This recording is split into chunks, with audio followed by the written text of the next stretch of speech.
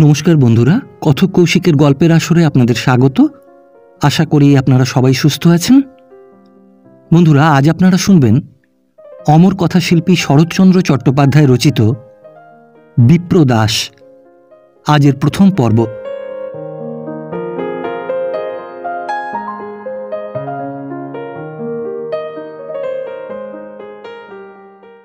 বলরামপুর গ্রামের রথতলায় চাষাভূষদের একটা বৈঠক হয়ে গেল।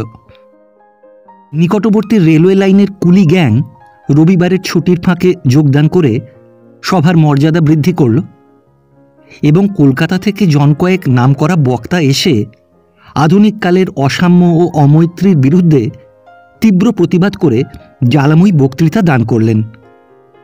অসংখ্য প্রস্তাব গৃহীত হল ও পরে শোভাযাত্রায় বন্দে মাতরম ধ্বনি সহযোগে গ্রাম পরিক্রমণপূর্বক সেদিনের মতো সম্মিলনীর কার্য সমাধা হল।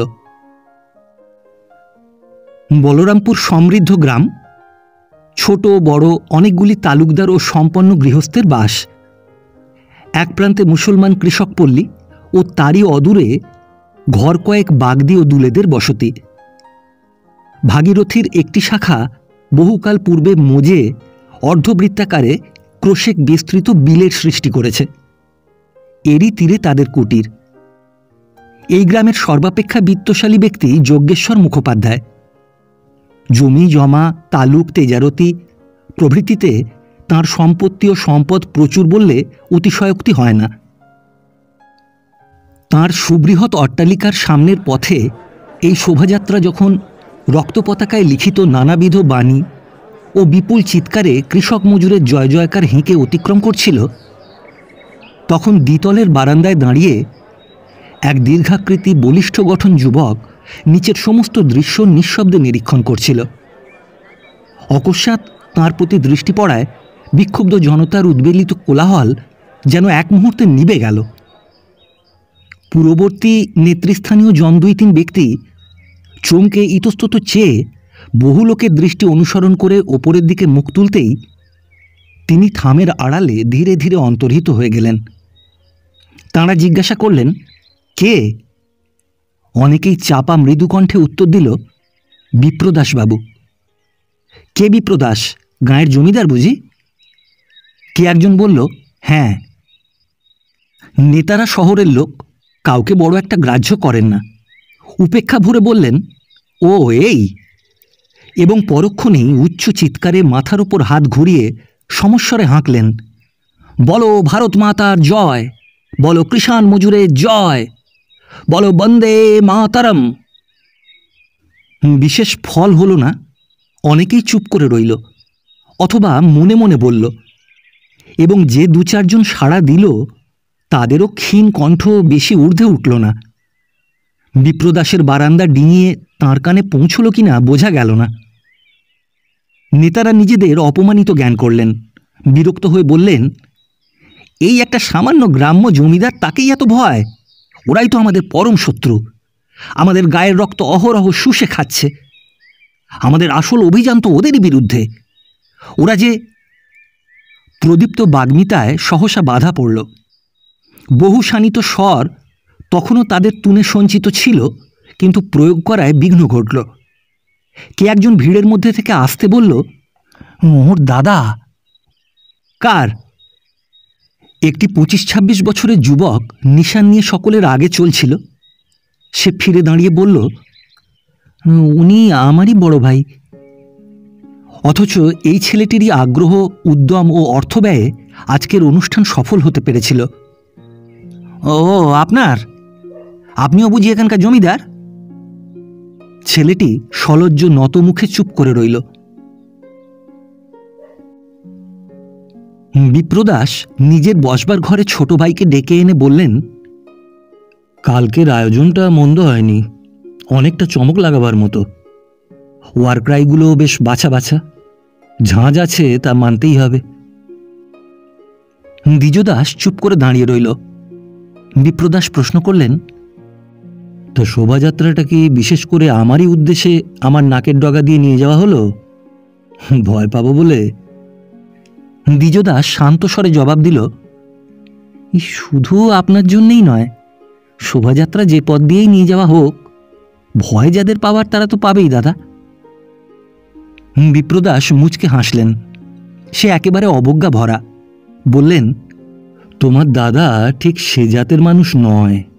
এ খবর তোমার শোভাযাত্রীরা অনেকেই জানতো, নইলে তাদের জয়ধ্বনি শোনবার জন্য আমাকে বারান্দায় উঠে গিয়ে কান পেতে দাঁড়াতে হতো না, ঘরে বসেই শোনা যেত। তোমাদের রকমারি নিশান আর বড় বড় বক্তৃতাকে ভয় আমি করিনি। বেশ বুঝি ঝকঝকে বাঁধানো দাঁত দিয়ে মানুষকে শুধু খিঁচোনোই যায়, তাতে কামড়ানোর কাজ চলে না। যে কারণে কাল বহু লোকেরই কণ্ঠরোধ হয়েছিল তা গোপন ছিল না, এবং এরই ইঙ্গিতে দ্বিজদাস মনে মনে গভীর লজ্জাবোধ করল। সে স্বভাবত শান্ত প্রকৃতির মানুষ এবং দাদাকে অত্যন্ত মান্য করত বলে হয়তো আর কোনো প্রসঙ্গে চুপ করেই থাকত, কিন্তু জানিয়ে তিনি খোঁচা দিলেন তা সহ্য করা কঠিন। তবুও মৃদুকণ্ঠেই বলল, দাদা, বাঁধানো দাঁত দিয়ে যেটুকু হয় তার বেশি যে হয় না সে কথা আমরা জানি। শুধু আপনারাই জানেন না যে সংসারে সত্যিকার দাঁতওয়ালা লোকও আছে, কামড়াবার দিন এলে তাদের অভাব হয় না। জবাবটা অপ্রত্যাশিত। বিপ্রদাস আশ্চর্য হয়ে তার মুখের দিকে চেয়ে বললেন, বটে। দ্বিজদাস প্রত্যুত্তরে কি একটা বলতে যাচ্ছিল, কিন্তু সভয়ে থেমে গেল।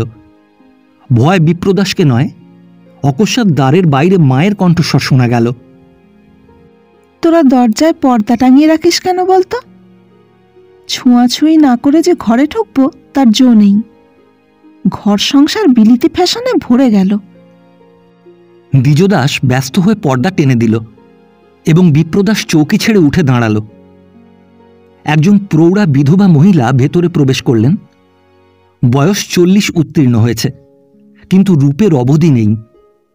একটু কৃশ, মুখের পরে বৈধব্যের কঠোরতার ছাপ পড়েছে, তা লক্ষ্য করলেই বোঝা যায়। ছোট ছেলের দিকে সম্পূর্ণ পিছন ফিরে বড় ছেলেকে উদ্দেশ্য করে বললেন, হ্যাঁ রে বিপিন, শুনছি নাকি একাদশী নিয়ে এ মাসে পাঁজিতে গোল বেঁধেছে। এমন তো কখনো হয় না। বিপ্রদাস বলল, হওয়া তো উচিত নয় মা। তুই স্মৃতিরত্ন মশাইকে একবার ডেকে পাঠা, তার মতটা কি শুনি। বিপ্রদাস ঈষৎ হেসে বলল, তা পাঠাচ্ছি, কিন্তু তার মতামতে কি হবে মা? তোমার কানে একবার যখন খবর পৌঁছেছে, তখনও 2 দিনের একটা দিনও তুমি জলস্পর্শ করবে না তা জানি। মা হাসলেন, বললেন, মিথ্যে উপোস করে মরা কি কারো শখ রে? উপায় কি? এ করলে পুণ্যি নেই, না করলে অনন্ত নরক। হ্যাঁ রে, বৌমা বলছিল খবরের কাগজে লিখেছে কে একজন মস্ত পণ্ডিত কলকাতায় নাকি চমৎকার ভাগবত ব্যাখ্যা করছেন। একবার খোঁজ নে দেখি, কি হলে এ বাড়িতে তিনি পায়ের ধুলো দিতে পারেন। তোমার হুকুম হলেই নিতে পারি মা। কেন? আমার হুকুমেরই বা দরকার কি? তোদের শুনতে কি ইচ্ছে যায় না? সেই যে কবে কত কথা হয়ে গেল। বিপ্রদাস সহাস্যে বাধা দিয়ে বলল, সে তো এখনো 3 মাসও হয়নি মা। মা আশ্চর্য হয়ে বললেন, মোটে 3 মাস? কিন্তু 3 মাস কি কম সময়? তা সে যাই হোক বাবা, এবার কিন্তু না বললে চলবে না। আমার 2 মামিই চিঠি লিখেছেন, কৈলাসনাথ মানস সরোবর দর্শনে আমি এবার যাবই যাব। বিপ্রদাস হাত জোড় করে বলল, দোহাই মা, ও আদেশটি তুমি করো না। তোমার 2 ছেলের একজন সঙ্গে না গেলে মামিদের জিম্মায় তোমাকে তিব্বতে পাঠাতে পারবো না। আর সব ক্ষতি সইবে, কিন্তু মাকে হারানো আমার সইবে না।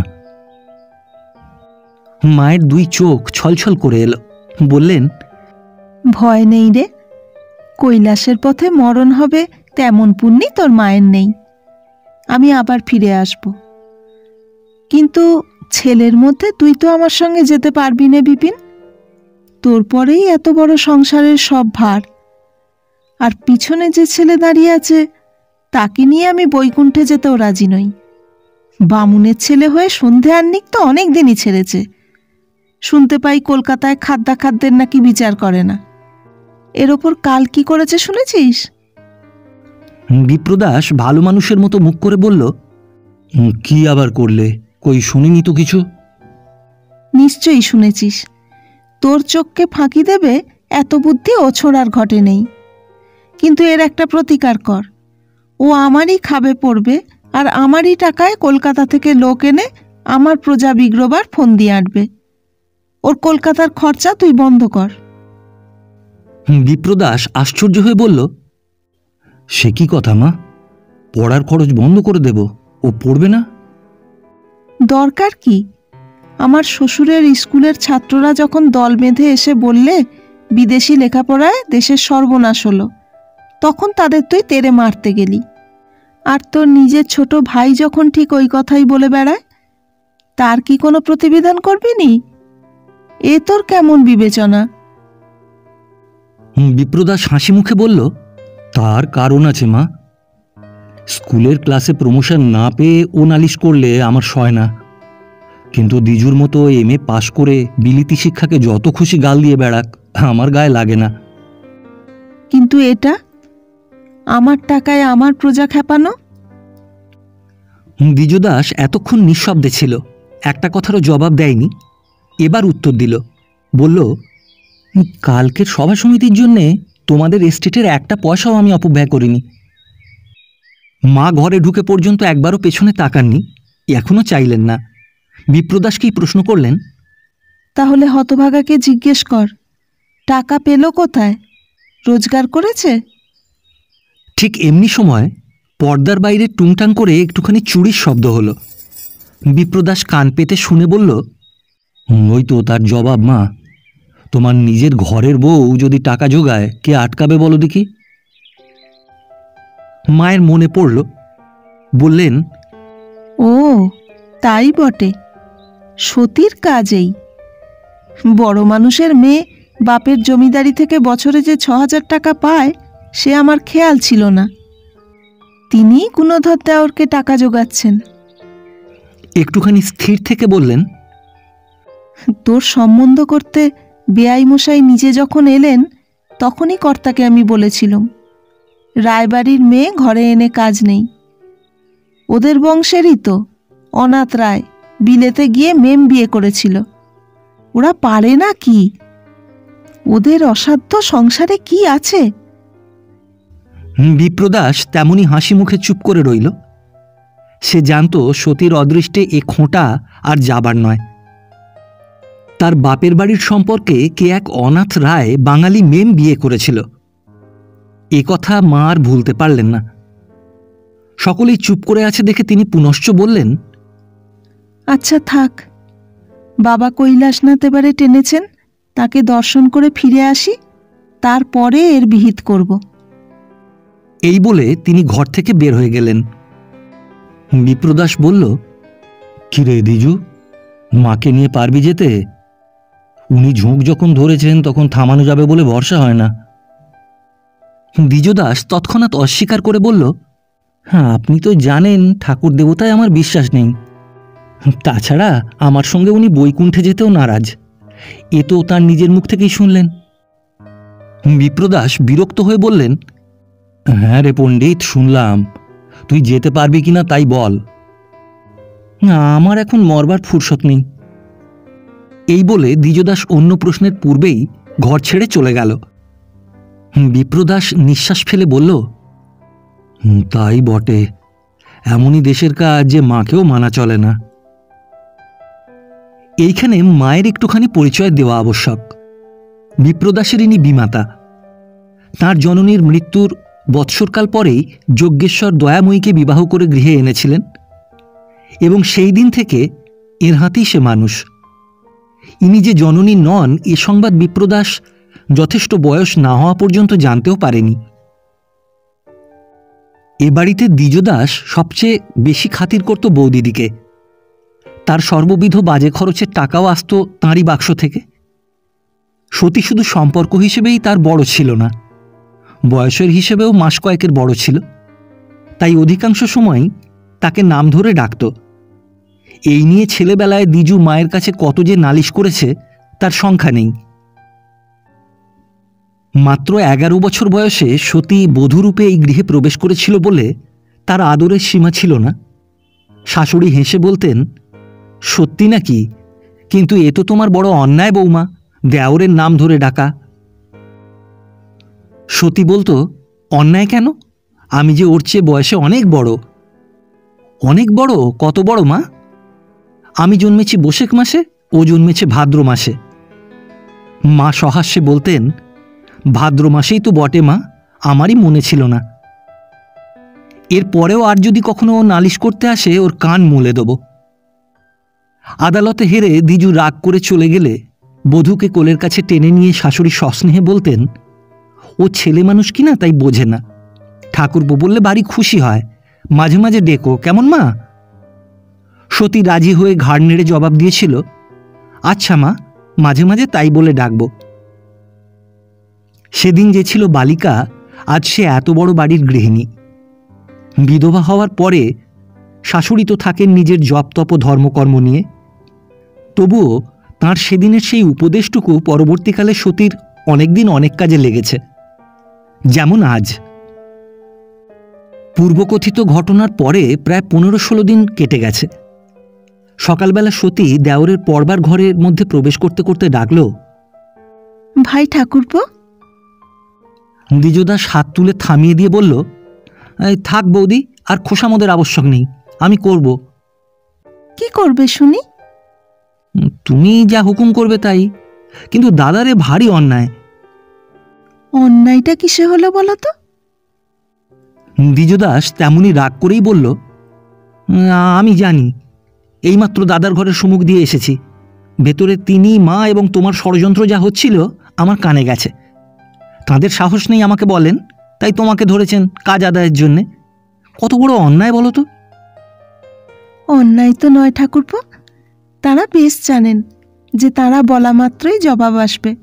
আমার মরবার ফুরসত নেই, কিন্তু বৌদিদি হুকুম করলে দ্বিজুর সাধ্য নেই যে না বলে। এইখানেই হয়েছে আমার মুশকিল, আর এইখানেই পেয়েছেন ওরা জোর। কিন্তু কি করতে হবে? মা কৈলাস দর্শনে যাবেনি, আর তোমাকে তার সঙ্গে যেতে হবে। দ্বিজদাস কয়েক মুহূর্ত চুপ করে থেকে বলল, 2-3 মাসের কমে হবে না? কাজের কত ক্ষতি হবে ভেবে দেখেছো বৌদি? ক্ষতি কিছু হবেই, কিন্তু একটা নতুন জায়গাও তো দেখা হবে। নিজের তরফ থেকে একে নিছক লোকসান বলা চলে না। লক্ষ্মী ভাইটি আমার, পরে যেন আর আপত্তি করো না। তুমি যখন আদেশ করেছো তখন আপত্তি আর করব না, সঙ্গে যাব। কিন্তু মা অনায়াসে সেদিন দাদাকে বলেছিলেন আমার কলকাতার পড়ার খরচ বন্ধ করে দিতে। ওটা রাগের কথা ভাই, কিন্তু হুকুম যিনি দিলেন তিনি মা ছাড়া আর কেউ নয়, এ কথাটাও তোমার ভুললে চলবে না। ভুলিনি বৌদি, কিন্তু সেদিন থেকে আমিও কি স্থির করেছি জানো? আমি একলা মানুষ, বিয়ে করবার আমার কখনো সময়ও হবে না, সুযোগও ঘটবে না। সুতরাং খরচ সামান্য, আবশ্যক হলে বরঞ্চ ছেলে পড়িয়ে খাবো, কিন্তু এদের এস্টেট থেকে একটা পয়সাও কোনোদিন চাইবো না। চাইবার দরকার হবে না ঠাকুরপো, আপনি এসে হাজির হবে। আর তাও যদি না আসে, তোমার ছেলে পড়াবার প্রয়োজন হবে না। অন্তত আমি বেঁচে থাকতে তো নয়, সে ভার আমার রইল। এ বিশ্বাস দ্বিজুরও মনের মধ্যে স্বতঃসিদ্ধের ন্যায় ছিল। পলকের জন্য তার চোখের পাতা ভারী হয়ে উঠল, কিন্তু সে ভাবটা তাড়াতাড়ি কাটিয়ে নিয়ে জিজ্ঞাসা করল, এরা কবে যাত্রা করবেন স্থির করেছেন? এই যবেই করুন, শেষকালে আমাকেই সঙ্গে যেতে হলো। অথচ মা সেদিন স্পষ্ট করেই বলেছিলেন যে আমার মতো ম্লেচ্ছচারীকে নিয়ে তিনি বৈকুণ্ঠে যেতেও রাজি নন। একেই বলে অদৃষ্টের পরিহাস না বৌদি? সতী এ অনুযোগের জবাব দিল না, চুপ করে রইল। দ্বিজু বলল, সে যাই হোক, তোমার আদেশ অমান্য করব না বৌদি, তাদের নিশ্চিন্ত থাকতে বলো। আমাকে পাঠিয়ে তারা নিশ্চিন্তে আছেন। ঘর থেকে বার হওয়া মাত্র তোমার দাদার কথা কানে গেল। তিনি জোর গলায় মাকে বলছিলেন, এবার নির্ভয়ে যাত্রার আয়োজন করো গে মা। যাকে দৌত্যকর্মে নিযুক্ত করা গেল তার সম্মুখে ভায়ার তর্ক চলবে না। ঘাড় হেঁট করে স্বীকার করবে, তুমি দেখে নিও। শুনে দ্বিজদাস ক্রোধে ক্ষণকাল স্তব্ধ থেকে বলল, অস্বীকার করতে পারবো না জেনেই যদি তাঁরা এই ফোন দিয়ে এঁটে থাকেন যে মেয়েদের এই অর্থহীন খেয়াল চরিতার্থ করার বাহন আমাকেই হতে হবে, তাহলে আমার পক্ষ থেকে তুমি দাদাকে এই কথাটা বলো বৌদি, যে তাঁদের লজ্জা হওয়া উচিত। বলে লাভ নেই ঠাকুরপো, জমিদার হয়ে যারা প্রজার রক্ত শুষে খায় এই তাদের নীতি। নিজের কাজ উদ্ধারের জন্য এদের কোনো লজ্জাবোধ নেই। সম্পত্তির অর্ধেক মালিক হয়েও তুমি এদের এস্টেট থেকে টাকা নিতে সংকোচ বোধ করো, তখন একদিকে আমি যেমন দুঃখ পাই, তেমনি আর একদিকে মন খুশিতে ভরে ওঠে। তোমার নাম করে আমি মাকে আশ্বাস দিয়েছি যে তার যাওয়ার বিঘ্ন হবে না, সঙ্গে তুমি যাবে। তীর্থ থেকে ভালোই ভালোই ফিরে এসো ঠাকুরপো, যত লোকসানই তোমার হোক আমি সবটুকু তার পূর্ণ করে দেব। দ্বিজদাস নিঃশব্দে চৌকি থেকে উঠে বৌদির পায়ের ধুলো মাথায় নিয়ে ফিরে গিয়ে বসল। এতক্ষণ পরে রুমেদারি করেই তো সময় কাটলো, এখন নিজের অনুরোধ একটা আছে। দ্বিজদাস হেসে বলল, তোমার নিজের? ওই কিন্তু পারবো না বৌদি। সতী নিজেও হাসল, বলল, আশ্চর্য নয় ঠাকুরপো, ভয় হয় পাছে শুনে না বলে বসো। বেশ তো, বলেই দেখো না। আমার এক ম্লেচ্ছ খুড়ো আছেন, আপনার নয়, বাবার খুড়তুতো ভাই। তিনি বিলাত গিয়েছিলেন। তখন এ খবরটা এদের কানে এসে পৌঁছলে এ বাড়িতে আমার ঢোকাই ঘটত না। মার মুখেও কথা শুনেছ বোধহয়? বহুবার। এমনকি গড়পড়তা দিনে একবার করে হিসেব করে নিলে এই 15-16 বছরে অন্তত সংখ্যায় 1000-5-6 হবে। আমারও আন্দাজ তাই। কাকা থাকেন বোম্বাইয়ে, তার একটি মেয়ে ওখানেই লেখাপড়া করে। আসছে বছরে সে বিলাত যাবে পড়া শেষ করতে। তোমাকে গিয়ে তাকে আনতে হবে। কোথায়? বোম্বাই থেকে? হ্যাঁ, সে লিখেছে সে একলাই আসতে পারে, কিন্তু এতটা দূর একা আসতে বলতে আমার সাহস হয় না। তাকে পৌঁছে দেওয়ার কেউ নেই? না, কাকা ছুটি পাবেন না। দ্বিজদাস হঠাৎ রাজি হতে পারল না, ভাবতে লাগলো। সতী বলতে লাগলো, আমার বিয়ে যখন হয় তখন সে 7-8 বছরের বালিকা। তারপরে একটিবার মাত্র দেখা হয় কলকাতায়। তখন সে সবে ম্যাট্রিক পাশ করে আইএ পড়তে শুরু করেছে। সে তো কত বছর হয়ে গেল। তাকে আমি ভারী ভালোবাসি ঠাকুরপো, যদি কষ্ট করে একবার গিয়ে এনে দাও। আনবার জন্য সে আমায় প্রায় চিঠি লেখে, কিন্তু সুযোগ আর হয় না। কিন্তু এখনই বা সুযোগ হলো কিসে? মা কি রাজি হয়েছেন? সতী এ প্রশ্নের সহসা উত্তর দিতে পারল না, এবং পারল না বলেই একটি সত্যিকার ব্যাকুলতা তার মুখে প্রকাশ পেল। একটুখানি থেমে বলল, মাকে আমি বলেছি। এখনো ঠিকমতো মত দেননি বটে, কিন্তু নিজের তীর্থযাত্রা নিয়ে এমনই মেতে আছেন যে আশা হয় আপত্তি করবেন না। তাছাড়া নিজে যখন থাকবেন না তখন এই 2-3 মাস সে অনায়াসে আমার কাছে থাকতে পারবে। দ্বিজদাস মনে মনে বুঝল, শাশুড়ির হুকুম না পেলেও এই সুযোগে সে প্রবাসী বোনটিকে একবার কাছে আনতে চায়। প্রশ্ন করল, তোমার কাকারা কি ব্রাহ্ম সমাজের? না, কিন্তু হিন্দু সমাজও তাদের আপন বলে নেয় না। ওরা যে ঠিক কোথায় আছে নিজেরাও বোধ করি জানে না। এমনিভাবেই দিন কেটে যাচ্ছে। এই অবস্থা অনেকেরই। দ্বিজু মনে মনে ক্ষুণ্ণ হয়ে বলল, যেতে আমার আপত্তি নেই বৌদি, কিন্তু আমি বলি মা থাকতে তাকে তুমি আর এনো না। মাকে তো জানোই, হয়তো খাওয়া ছোঁয়া নিয়ে এমন কাণ্ড করবেন যে বোনকে নিয়ে তোমার লজ্জার সীমা থাকবে না। তার চেয়ে বরঞ্চ আমরা চলে গেলে তাকে আনার ব্যবস্থা করো, সব দিক দিয়েই ভালো হবে। এটি যে সুপরামর্শ তা সতী নিজেও জানত, কিন্তু সে যখন নিজে চিঠি লিখে আসবার প্রার্থনা জানিয়েছে, তখন কি করে যে একটা অনিশ্চিত ভবিষ্যতের সম্ভাবনায় নিষেধ করে চিঠির উত্তর দেবে তা ভেবে পেল না। এর সংকোচ এবং দুঃখই কি কম।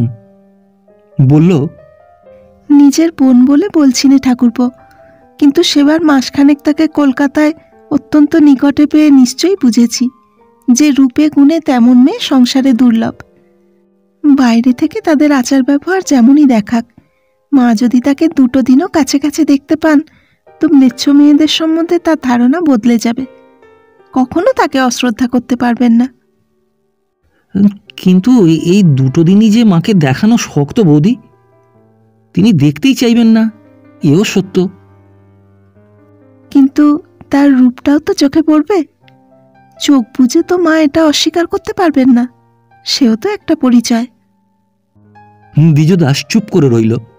সতী বলল, আমার নিশ্চয় বিশ্বাস বন্দনাকে পৃথিবীতে কেউ অবহেলা করতে পারে না, মাও না। দ্বিজদাস বিস্ময়াপন্ন হয়ে জিজ্ঞাসা করল, বন্দনা? এই নামটা শুনেছি মনে হয় বৌদি, কোথায় যেন দেখেছি। আচ্ছা দাঁড়াও, খবরের কাগজে কি একটা ছবিও যেন। কথাটা শেষ হলো না, ঝি সশব্দে ঘরে ঢুকে বলল, বৌমা তুমি এখানে? তোমার কে এক কাকা তার মেয়ে নিয়ে বোম্বাই থেকে এসে উপস্থিত হয়েছেন, বাইরে কেউ নেই, বড় বাবুও না, সরকার মশাই তাদের নিচের ঘরে বসিয়েছেন। ঘটনাটা অভাবনীয়। হ্যাঁ, বলিস কি রে? বলতে বলতে সতী ঝড়ের বেগে ঘর থেকে বেরিয়ে গেল। পেছনে গেল দ্বিজদাস। নিখুঁত সাহেবী পরিচ্ছদে ভূষিত একজন প্রৌঢ় ভদ্রলোক চেয়ারে বসেছিলেন এবং একটি 20-21 বছরের মেয়ে তাঁরই পাশে দাঁড়িয়ে দেয়ালে টাঙানো মস্ত একখানি জগদ্ধাত্রী দেবীর ছবি অত্যন্ত মনোযোগের সঙ্গে নিরীক্ষণ করছিল।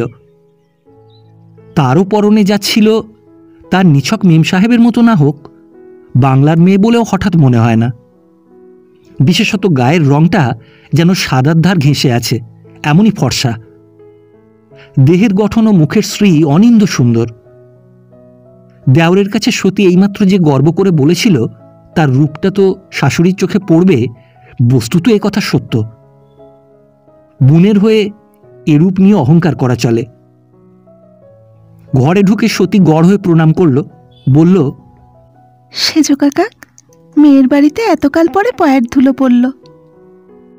ভদ্রলোক উঠে দাঁড়িয়ে সতীর মাথায় হাত দিলেন, সহাস্যে বললেন, হ্যাঁ রে বুড়ি, পড়ল। কবে কোন কালে কাকাকে নেমন্তন্ন করে খবর পাঠিয়েছিলি যে অস্বীকার করেছিলাম?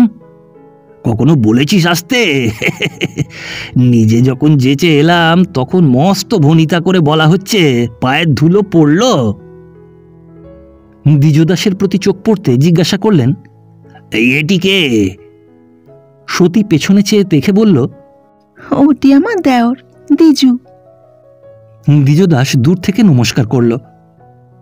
বন্দনা দিদিকে প্রণাম করে হেসে বলল, ও ইনি সেই যার জ্বালায় জমিদারি বুঝি যায় যায়?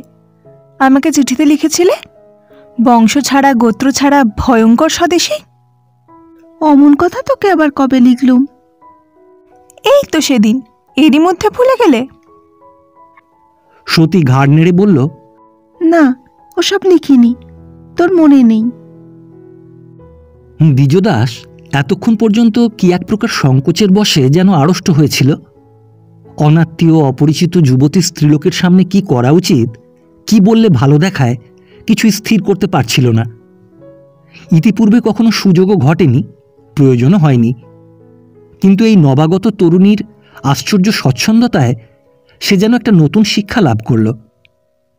তার অহেতুক ও অশোভন জড়তা এক মুহূর্তে কেটে গিয়ে সে এক অনাবিল আনন্দের স্বাদ গ্রহণ করল। মেয়েদেরও যে শিক্ষা ও স্বাধীনতার প্রয়োজন, এ কথা সে বুদ্ধি দিয়ে চিরদিনই স্বীকার করত এবং মা ও দাদার সঙ্গে তর্ক বাঁধলে সে এই যুক্তি দিত যে স্ত্রীলোক হলেও তারা মানুষ, সুতরাং শিক্ষা ও স্বাধীনতায় তাদের দাবি আছে। মূর্খ করে তাদের ঘরে বন্ধ করে রাখা অন্যায়। কিন্তু আজ এই অতিথি মেয়েটির আকস্মিক পরিচয়ে সে চোখের পলকে প্রথম উপলব্ধি করল যে ওইসব মামুলি দাবি দেওয়ার যুক্তির চেয়েও ঢের বড় কথা এই যে পুরুষের চরম ও পরম প্রয়োজনেই রমণীর শিক্ষা ও স্বাধীনতার প্রয়োজন। তাকে বঞ্চিত করে পুরুষ কতখানি যে নিজেকে বঞ্চিত করেছে, এ সত্য এত বড় স্পষ্ট করে ইতিপূর্বে সে কখনো দেখেনি। মেয়েটিকে উদ্দেশ্য করে হাসি মুখে বলল, হ্যাঁ আপনার কথাই ঠিক, বৌদি ভুলে গেছেন, কিন্তু এ নিয়ে বাদানুবাদ করে লাভ নেই। এই বলে সে ছদ্ম গাম্ভীর্যে মুখ গম্ভীর করে বলল, বৌদি, তোমার জোরেই আমার সমস্ত জোর, আর তোমারই চিঠিতেই এই কথা। বেশ, আমাকে তোমরা ত্যাগ করো, আর আমিও আমার সমস্ত অধিকার পরিত্যাগ করছি। তোমাদের জমিদারি অক্ষয় হয়ে থাক। তুমি একটিবার মুখ ফুটে আদেশ করো, আজই উকিল ডেকে সমস্ত লেখাপড়া করে দিচ্ছি। ইনি সাক্ষী থাকুন, দেখো আমি পারি কিনা। সাহেব মুখ তুলে চেয়ে বললেন, এই তোর দেওর ভয়ঙ্কর স্বদেশী নাকি সতী? সতী বলল, হ্যাঁ, ভয়ঙ্কর। তুই বললেই লেখাপড়া করে জমিদারির অংশ ছেড়ে দিতে চায়?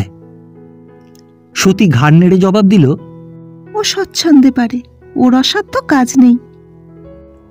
বন্দনা কৌতূহল দমন করতে পারল না, জিজ্ঞাসা করল, সত্যি বলছেন?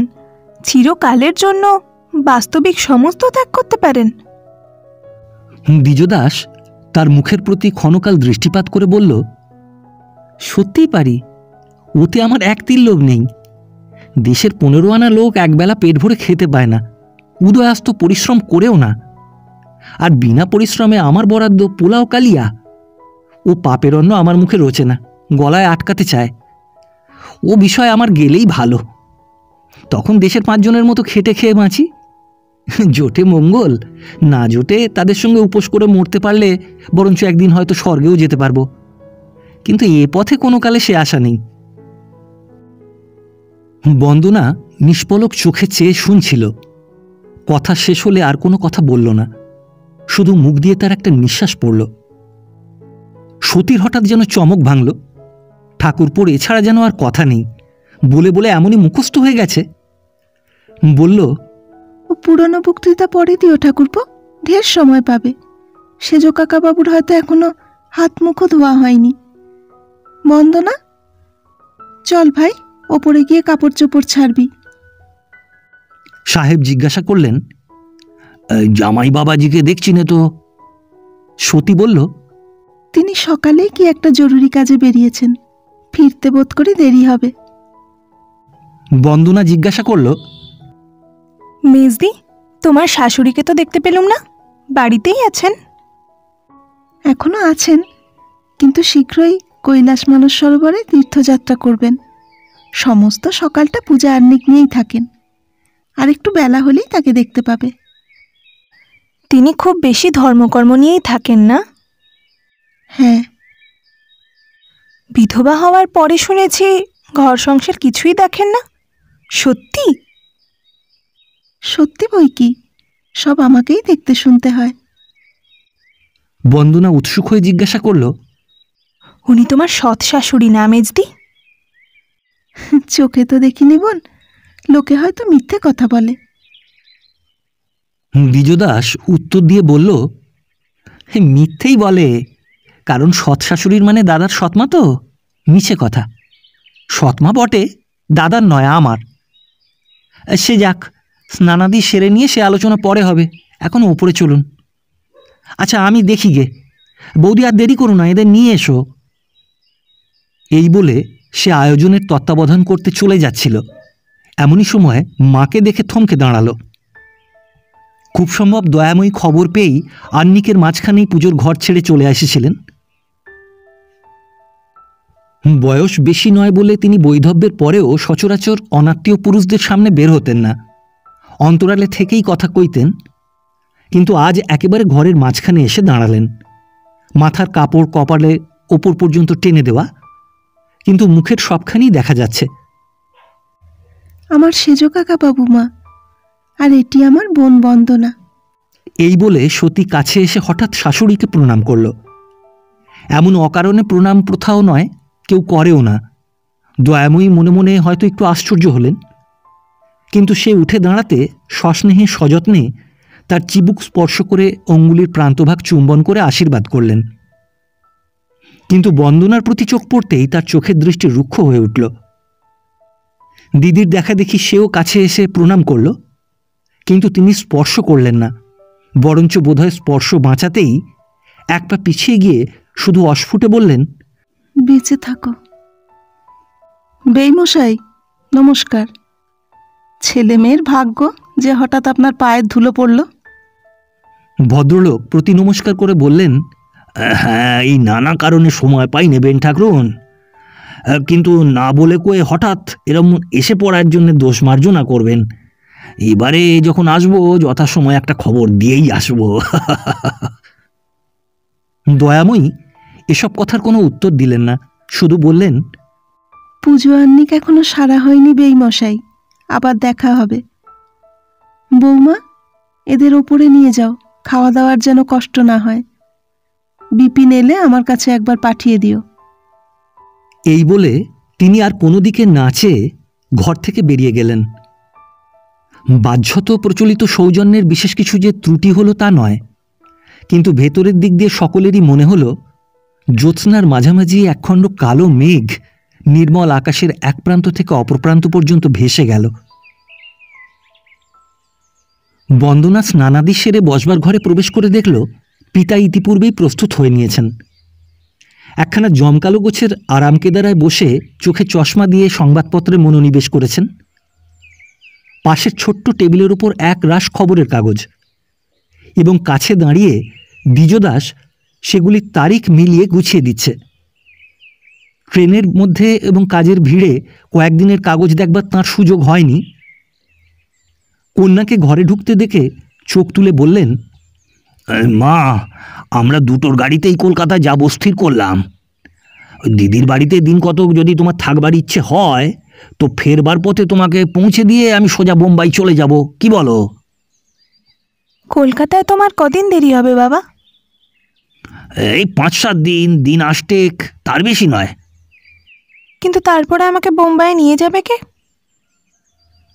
সেই ব্যবস্থা একটা অনায়াসে হতে পারবে। এই বলে তিনি একটু ভেবে বললেন, তা বেশ, ইচ্ছে হয় এই কটা দিন তুমি সতীর কাছে থাকো, ফেরবার পথে আমি সঙ্গে করে নিয়ে যাব, কেমন? বন্দনা ক্ষণকাল চুপ করে থেকে বলল, আচ্ছা, মেজদিকে জিজ্ঞাসা করে দেখি। দ্বিজদাস বলল, বৌদি রান্নাঘরে ঢুকেছেন, হয়তো দেরি হবে। হাতের বান্ডিলটা দেখিয়ে জিজ্ঞাসা করল, আপনাকে কি দেব? খবরের কাগজ? ও আমি পড়িনি। কাগজ পড়েন না? না, ও আমার ধৈর্য থাকে না। সন্ধেবেলা বাবার মুখে গল্প শুনি, তাতেই আমার খিদে মিটে। হ্যাঁ, আশ্চর্য, আমি ভেবেছিলাম আপনি নিশ্চয়ই খুব বেশি পড়েন। আমার সম্বন্ধে কিছুই না জেনে অমন ভাবেন কেন? বাড়ি অন্যায়। দ্বিজু অপ্রতিভ হয়ে উঠছিল। বন্দনা হেসে বলল, আপনারা কে কতটা দেশোদ্ধার করলেন এবং ইংরেজ তাতে রেগে গিয়ে কতখানি চোখ রাঙালে, তার কিছুতেই আমার কৌতূহল নেই। আচ্ছা বাবার, ওই দেখুন না, একেবারে খবরের তলায় তলিয়ে গেছেন, বাহ্যজ্ঞান নেই। সাহেবের কানে বোধ করি শুধু মেয়ের বাবা কথাটাই প্রবেশ করেছিল, কিন্তু চোখ তোলবার সময় পেলেন না।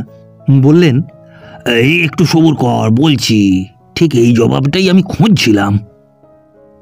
মেয়ে মুচকি হেসে ঘাড় নাড়ল, বলল, তুমি খুঁজে খুঁজে সারাদিন পড়ো বাবা, আমার একটুও তাড়াতাড়ি নেই। দ্বিজদাসকে লক্ষ্য করে বলল, মেজদির মুখে শুনেছি আপনার মস্ত লাইব্রেরি আছে, বরঞ্চ সেইখানে চলুন, দেখি গে আপনার কত বই জমেছে। চলুন। লাইব্রেরি ঘরটা তেতলায়, মস্ত চওড়া সিঁড়ি। উঠতে উঠতে দ্বিজদাস বলল, লাইব্রেরি বেশ বড়ই বটে, কিন্তু আমার নয় দাদার। আমি শুধু কোথায় কি বই বেরুলো সন্ধান নিই এবং হুকুম মতো কিনে এনে দিই। কিন্তু পড়েন তো আপনি? সে কিছুই নয়, পড়েন যাঁর লাইব্রেরি তিনি স্বয়ং। আশ্চর্য শক্তি এবং তেমনি অদ্ভুত মেধা তাঁর। কে, দাদা? হ্যাঁ, ইউনিভার্সিটির ছাপছোপ বিশেষ কিছু তার গায়ে লাগেনি সত্যি, কিন্তু মনে হয় এত বড় বিরাট পাণ্ডিত্য এদেশে কম লোকেরই আছে, হয়তো নেই। আপনার ভগ্নিপতি, তিনি কখনো দেখেননি তাকে? না, কিরকম দেখতে? ঠিক আমার উল্টো, যেমন দিন আর রাত। আমি কালো, তাঁর বর্ণ সোনার মতো। গায়ের জোর তাঁর এই অঞ্চলে বিখ্যাত। লাঠি, তলোয়ার, বন্দুকে এদিকে তাঁর জোড়া নেই। একা মা ছাড়া তাঁর মুখের পানে চেয়ে কথা কইতেও কেউ সাহস পায় না। বন্দনা হেসে জিজ্ঞাসা করল, আমার মেজদিও না? না, আপনার মেজদিও না। ভয়ানক বদরাগী বুঝি? না, তাও না। ইংরেজিতে যে অ্যারিস্টোক্র্যাট বলে একটা কথা আছে, আমার দাদা বোধ করি কোনো জন্মে তাদেরই রাজা ছিলেন, অন্তত আমার ধারণা তাই। বদরাগী কিনা জিজ্ঞাসা করছিলেন? কোনো রকম রাগারাগি করবার তার অবকাশই হয় না। দাদার ওপর আপনার ভয়ানক ভক্তি না? দ্বিজদাস চুপ করে রইল। খানিক পরে বলল, এ কথার জবাব যদি কখনো সম্ভব হয় আপনাকে আর একদিন দেব। তার মানে? দ্বিজদাস ঈষৎ হেসে বলল, মানে যদি এখনই বলি আর একদিন জবাব দেওয়ার প্রয়োজনই হবে না, আজ থাক।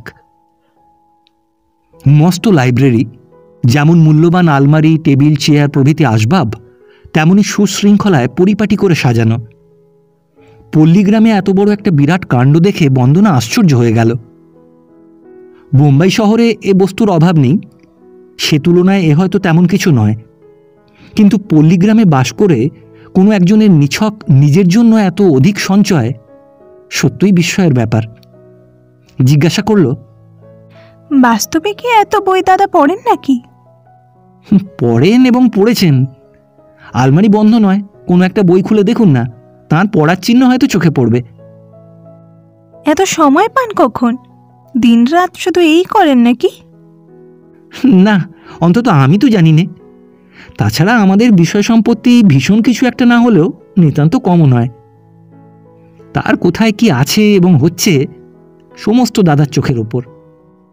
কেবল আজ বলে নয়, বাবা বেঁচে থাকতেও এই ব্যবস্থাই বরাবর আছে। সময় পাবার রহস্য আমিও ঠিক খুঁজে পাইনি। আপনার মতো আমার বিস্ময়ও কম নয়। তবে শুধু এই ভাবি যে জগতে মাঝে মাঝে দু একজন জন্মায়, তারা সাধারণ মানুষের হিসেবের বাইরে। দাদা সেই জাতীয় জীব।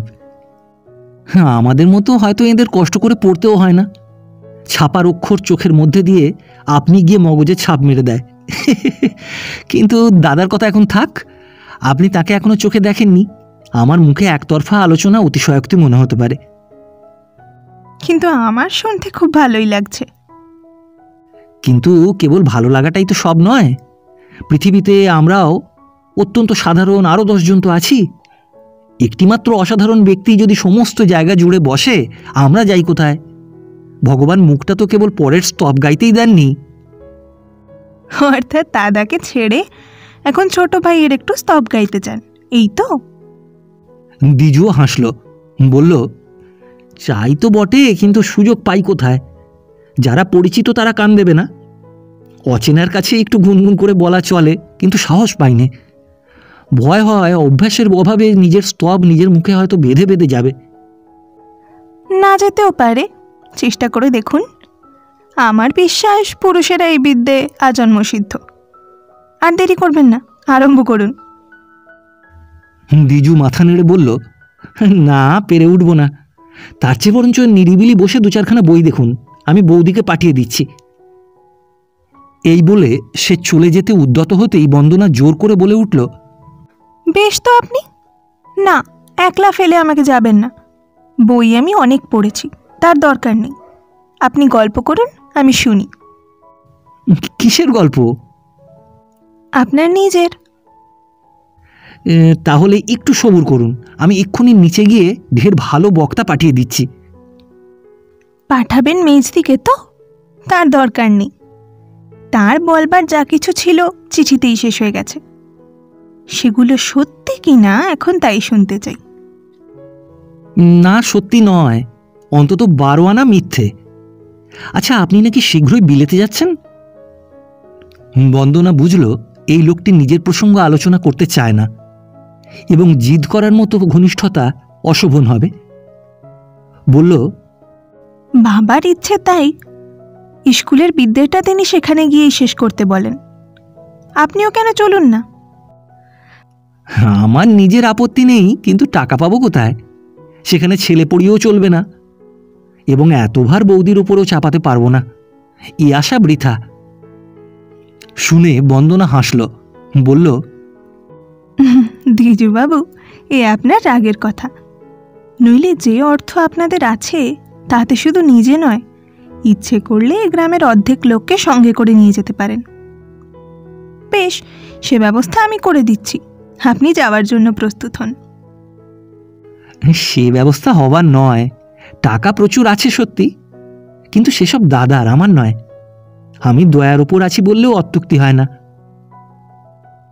বন্দনা পুনরায় হাসবার চেষ্টা করে বলল, অত্যুক্তি যে কি এবং কোনটা সেটা আমিও বুঝি, কিন্তু এও রাগের কথা।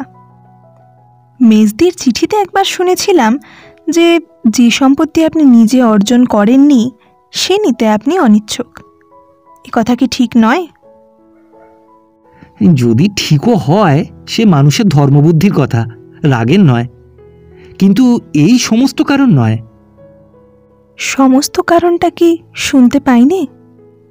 দ্বিজদাস চুপ করে রইল।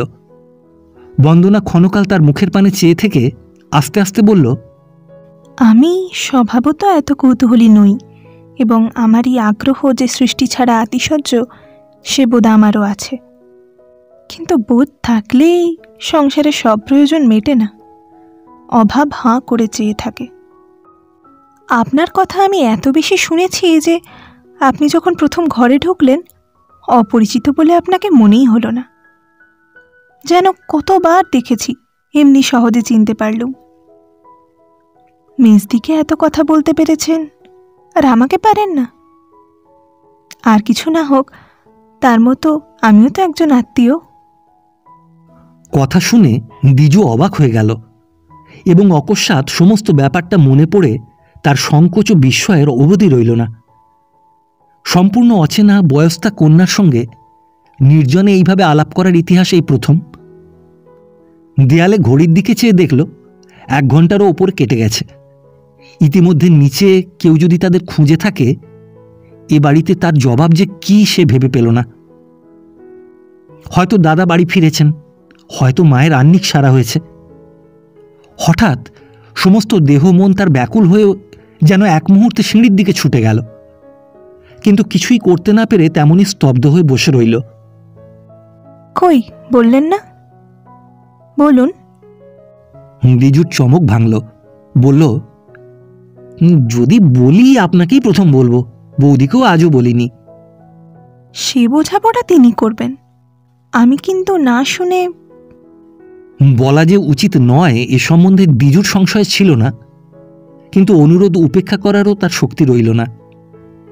হতবুদ্ধির মতো মিনিট খানেক চেয়ে থেকে বলল, বাবা আমাকে বস্তুত কিছুই দিয়ে যাননি। বন্দনা চমকে উঠল। ইস, মিছে কথা, এ হতেই পারে না। পারে, কিন্তু তার কারণ?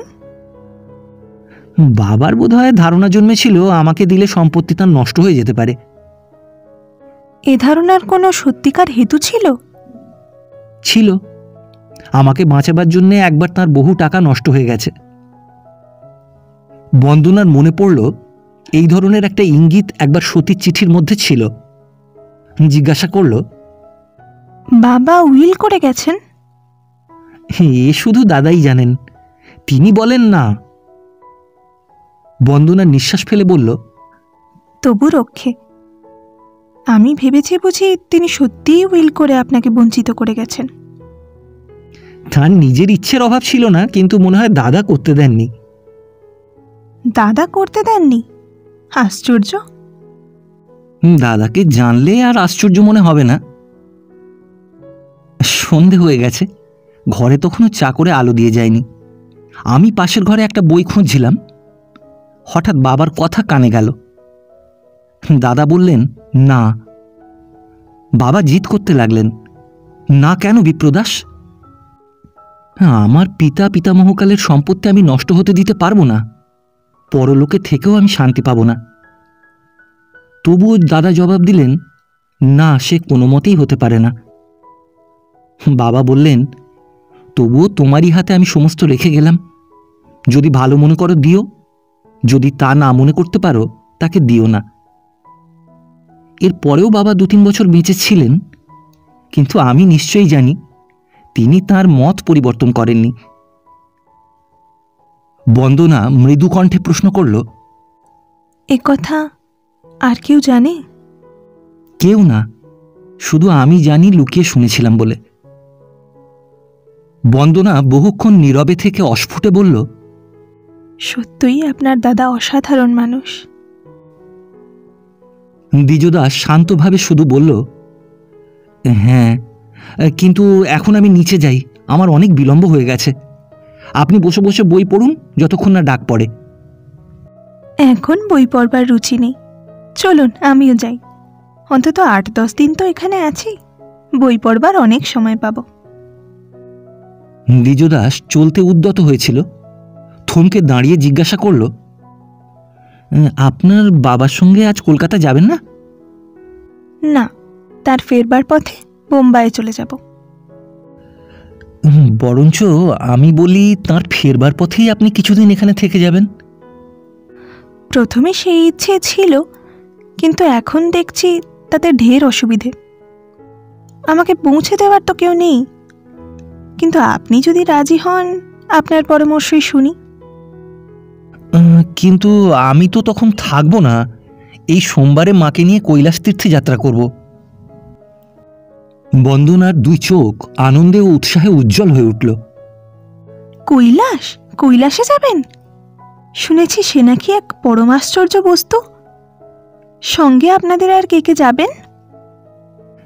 ঠিক জানি নে, বোধহয় আরও কেউ কেউ যাবেন। আমাকে সঙ্গে নেবেন? দ্বিজদাস চুপ করে রইল। বন্দনা ক্ষুণ্ণ অভিমানের কণ্ঠে জোর করে হাসবার চেষ্টা করে বলল, আর সেই জন্যেই বুঝি ঠিক সেই সময়ে আমাকে এখানে এসে থাকবার সুপরামর্শ দিচ্ছেন?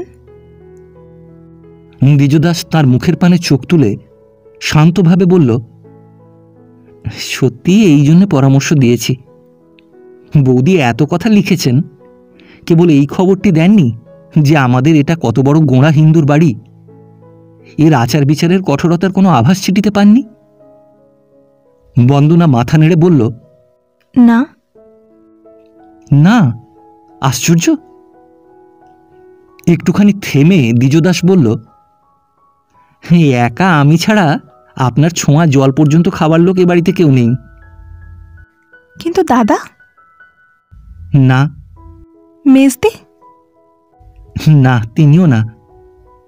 আমরা চলে গেলে তবুও হয়তো দুদিন এখানে থাকতে পারেন, কিন্তু মা থাকতে একটা দিনও আপনার এ বাড়িতে থাকা চলে না। বন্দনার মুখ ফ্যাকাশে হয়ে গেল। সত্যি বলছেন? সত্যিই বলছি। ঠিক এমনই সময় নিচের সিঁড়ি থেকে সতীর ডাক শোনা গেল। ঠাকুরপো, বন্দনা, তোমরা দুটিতে করছো কি? যাচ্ছি বৌদি। সাড়া দিয়ে দ্বিজদাস দ্রুত পদে প্রস্থান করতে উদ্যত হল। বন্দনা পাংশু মুখে চাপা কণ্ঠে শুধু বলল, এত কথা আমি কিছুই জানতুম না, ধন্যবাদ। বন্দনা নিচে এসে দেখল পিতা হৃষ্টচিত্তে আহারে বসেছেন। সেই বসবার ঘরের মধ্যেই একখানি ছোট টেবিলের উপর রূপোর থালায় করে খাবার দেওয়া হয়েছে। একজন দীর্ঘাকৃতি অতিশয় সুশ্রী ব্যক্তি অদূরে দাঁড়িয়ে আছেন। তাঁর দেহের শক্তিমান গঠন ও অত্যন্ত ফর্সা রং দেখেই বন্দনা চিনল যে ইনি বিপ্রদাস। সতী সঙ্গেই আসছিল, কিন্তু সে প্রবেশ করল না।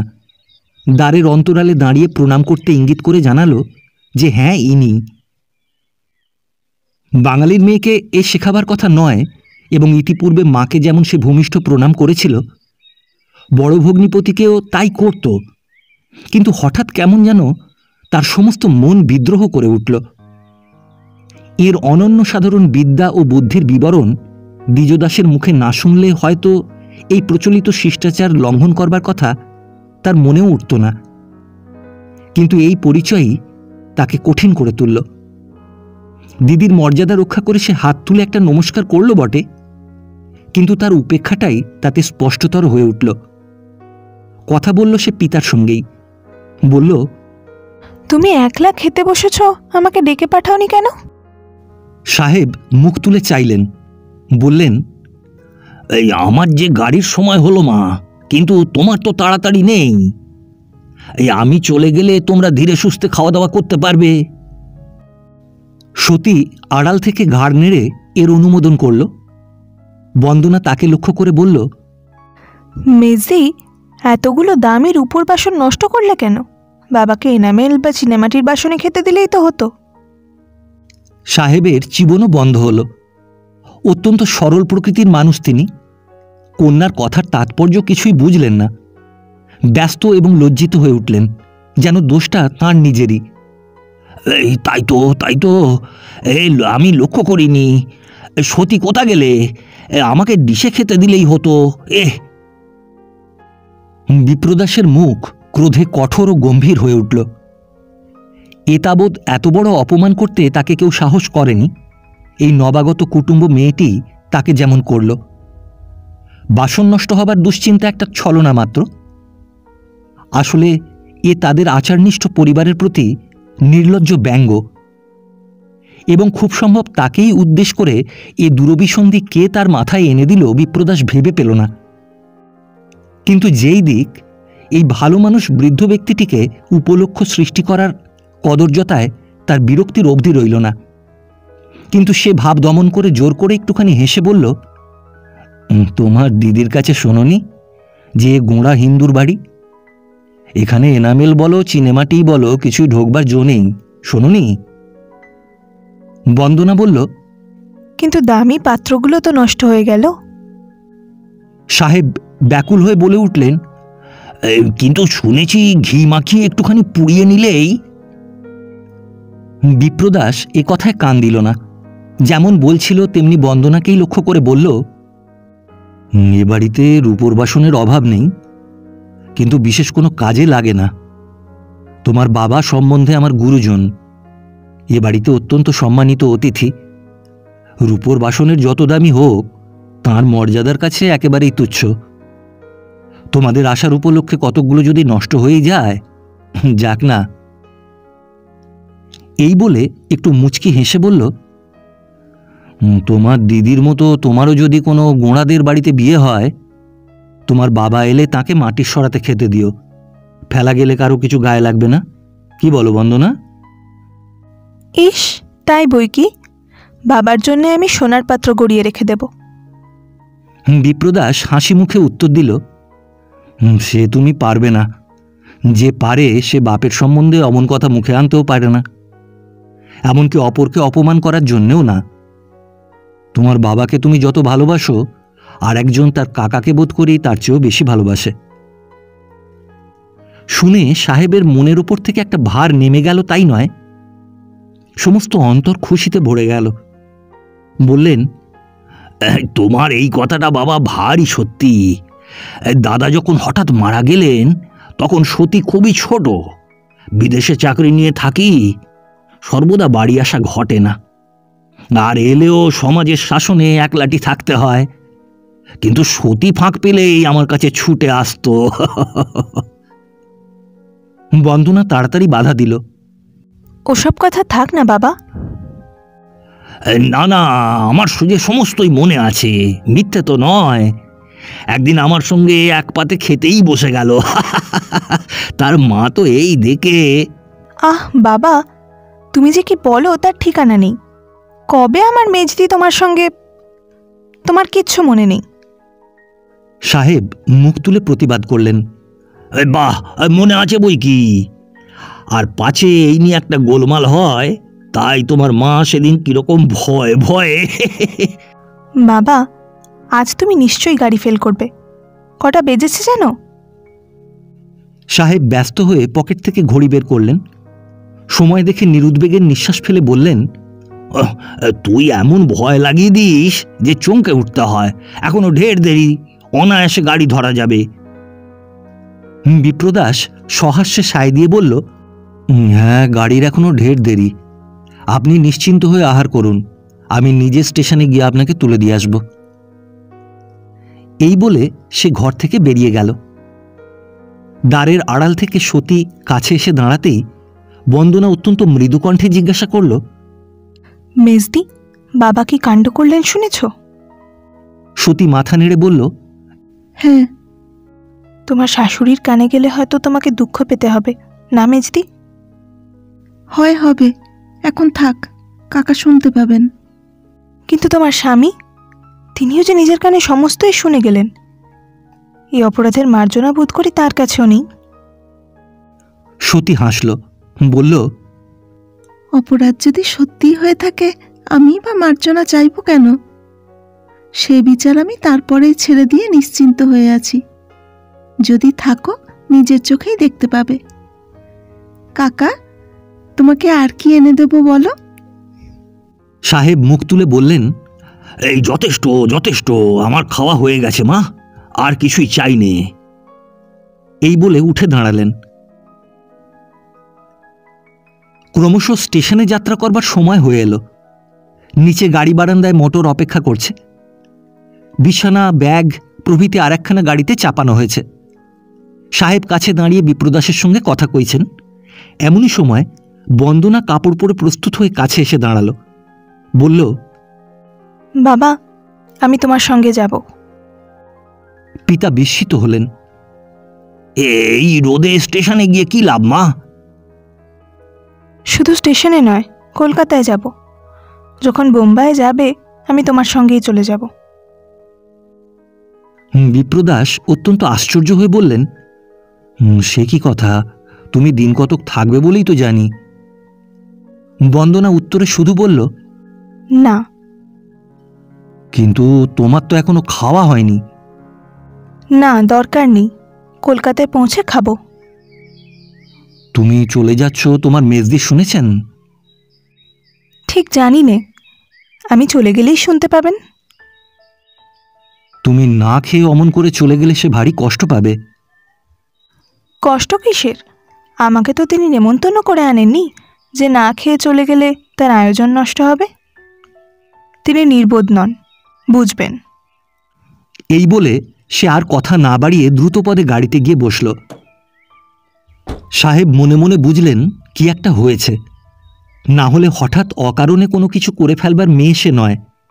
শুধু বললেন, আমিও তো জানতাম ও দিন কয়েক সতীর কাছেই থাকবে, কিন্তু একবার যখন গাড়িতে গিয়ে উঠেছে তখন আর নামবে না। বিপ্রদাস জবাব দিলেন না। নিঃশব্দে তাঁর পেছনে পেছনে গিয়ে মোটরে উঠলেন। গাড়ি ছেড়ে দিল। অকস্মাৎ ওপরের দিকে চাইতেই বন্দনা দেখতে পেল তেতলার লাইব্রেরি ঘরের খোলা জানলার গড়ার ধরে দ্বিজদাস চুপ করে দাঁড়িয়ে আছে। চোখাচোখি হতেই সে হাত তুলে নমস্কার করল।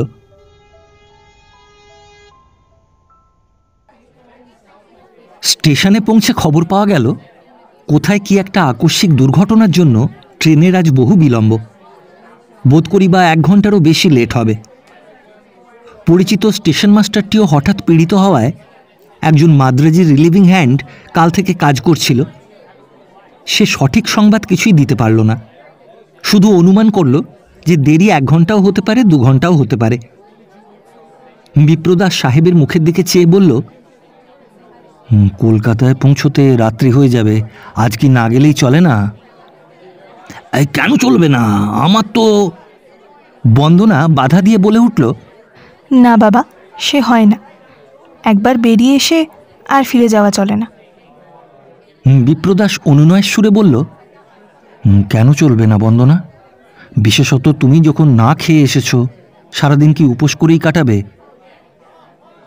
আমার খিদে নেই, ফিরে গেলেও আমি খেতে পারবো না।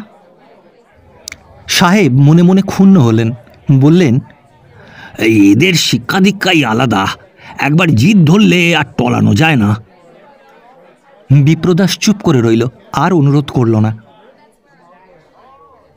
স্টেশনটি বড় না হলেও একটি ছোট গোছের ওয়েটিং রুম ছিল।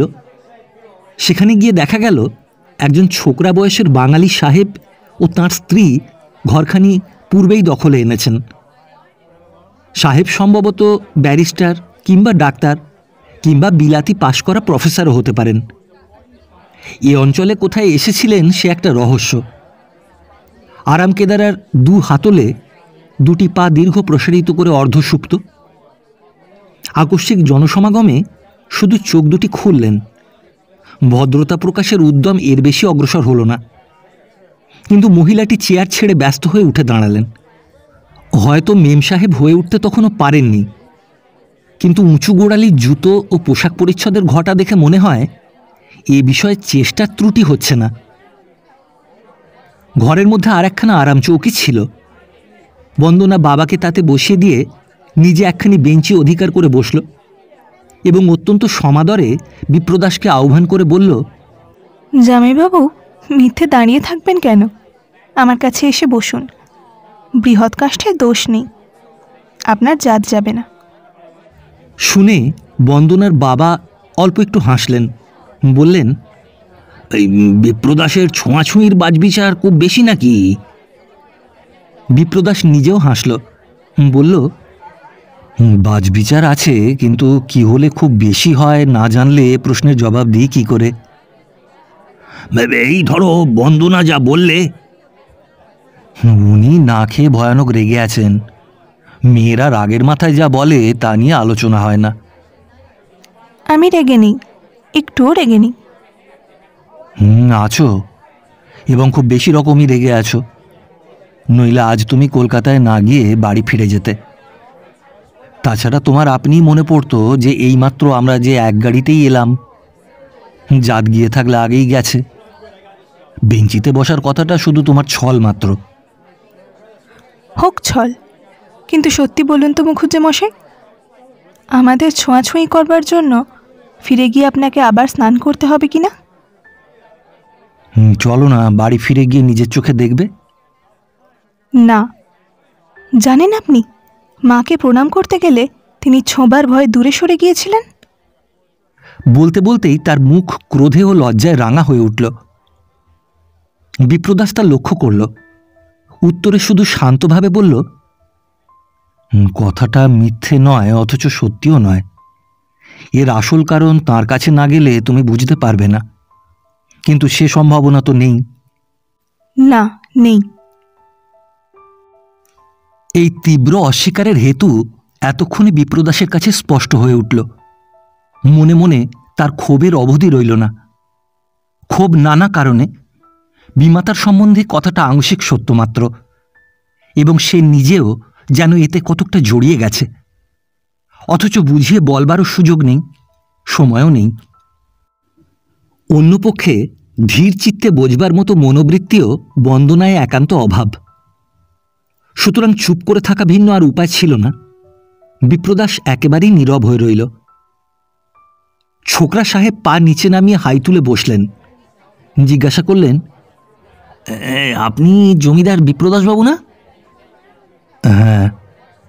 হ্যাঁ, আপনার নাম শুনেছি। পাশের গাঁয়ে আমার স্ত্রীর মামার বাড়ি। বেঙ্গলে যখন আসাই হলো তখন ওর ইচ্ছে একবার দেখা করে যান, তাই আসা। আমি পাঞ্জাবে প্র্যাকটিস করি। বিপ্রদাস চেয়ে দেখল লোকটি তারই সমবয়সী, 1-8 বছরের এদিক ওদিক হতে পারে, তার বেশি নয়। সাহেব বলতে লাগল, এই কালই আপনার কথা হচ্ছিল। লোকে বলে আপনি ভয়ানক, অর্থাৎ কিনা খুব কড়া জমিদার। অবশ্য 2-4 জন বামুন পণ্ডিতে গোঁড়া হিঁদু বলে বেশ তারিফও করলে। এখন দেখছি নেহাত কথাটা মিথ্যে নয়। অপরিচিতের এই অযাচিত আলোচনায় বন্দনা ও তার পিতা দুজনেই আশ্চর্য হলেন, কিন্তু বিপ্রদাস কোনো উত্তর দিল না। বোধহয় সে এমনি অন্যমনস্ক ছিল যে সকল কথা তার কানে যায়নি। তিনি আবার বলতে লাগলেন, আমার লেকচারে আমি প্রায় বলে থাকি যে চাই রিয়েল সলিড শিক্ষা, ফাঁকিবাজি ধাপ্পাবাজি নয়। আপনার উচিত একবার ইউরোপ ঘুরে আসা। সেখানকার আবহাওয়া, সেখানকার ফ্রি এয়ার ব্রিথ করে না এলে ওই মনের মধ্যে ফ্রিডম আসে না। কুসংস্কার থেকে মন মুক্ত হতে চায় না। আমি একাধিক্রমে 5 বছর সে দেশে ছিলাম। বন্দনার পিতা শেষ কথাটায় খুশি হয়ে বললেন, এই কথা সত্যি।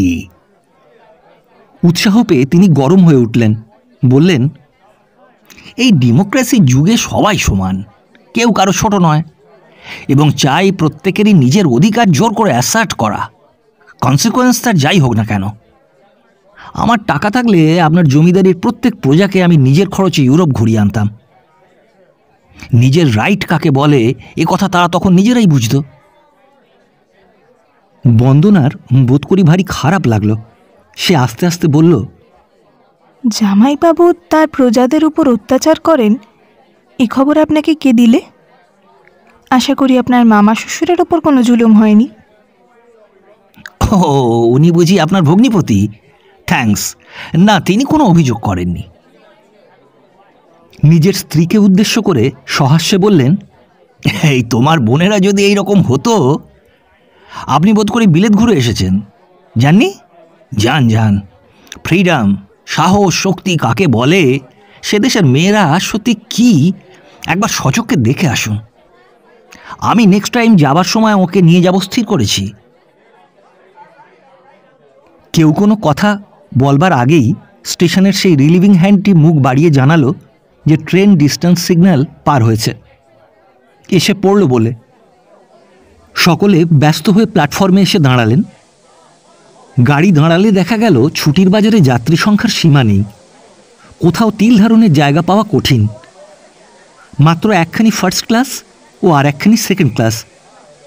সেকেন্ড ক্লাস ভর্তি করে একদল ফিরিঙ্গি রেলওয়ে সার্ভেন্ট কলকাতায় কি একটা খেলার উপলক্ষে চলেছে, এবং বোধহয় তারাই কয়েকজন স্থানাভাবে ফার্স্ট ক্লাসে চড়ে বসেছে।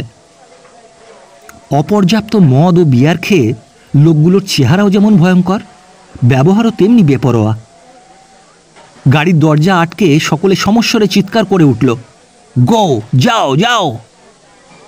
স্টেশন মাস্টার এলো, গার্ড সাহেব এলো, তারা গ্রাহ্যও করল না। ছোকরা সাহেব বললেন, এই উপায়? বন্দনা ভয় ভয় বলল, চলুন আজ বাড়ি ফিরে যাই।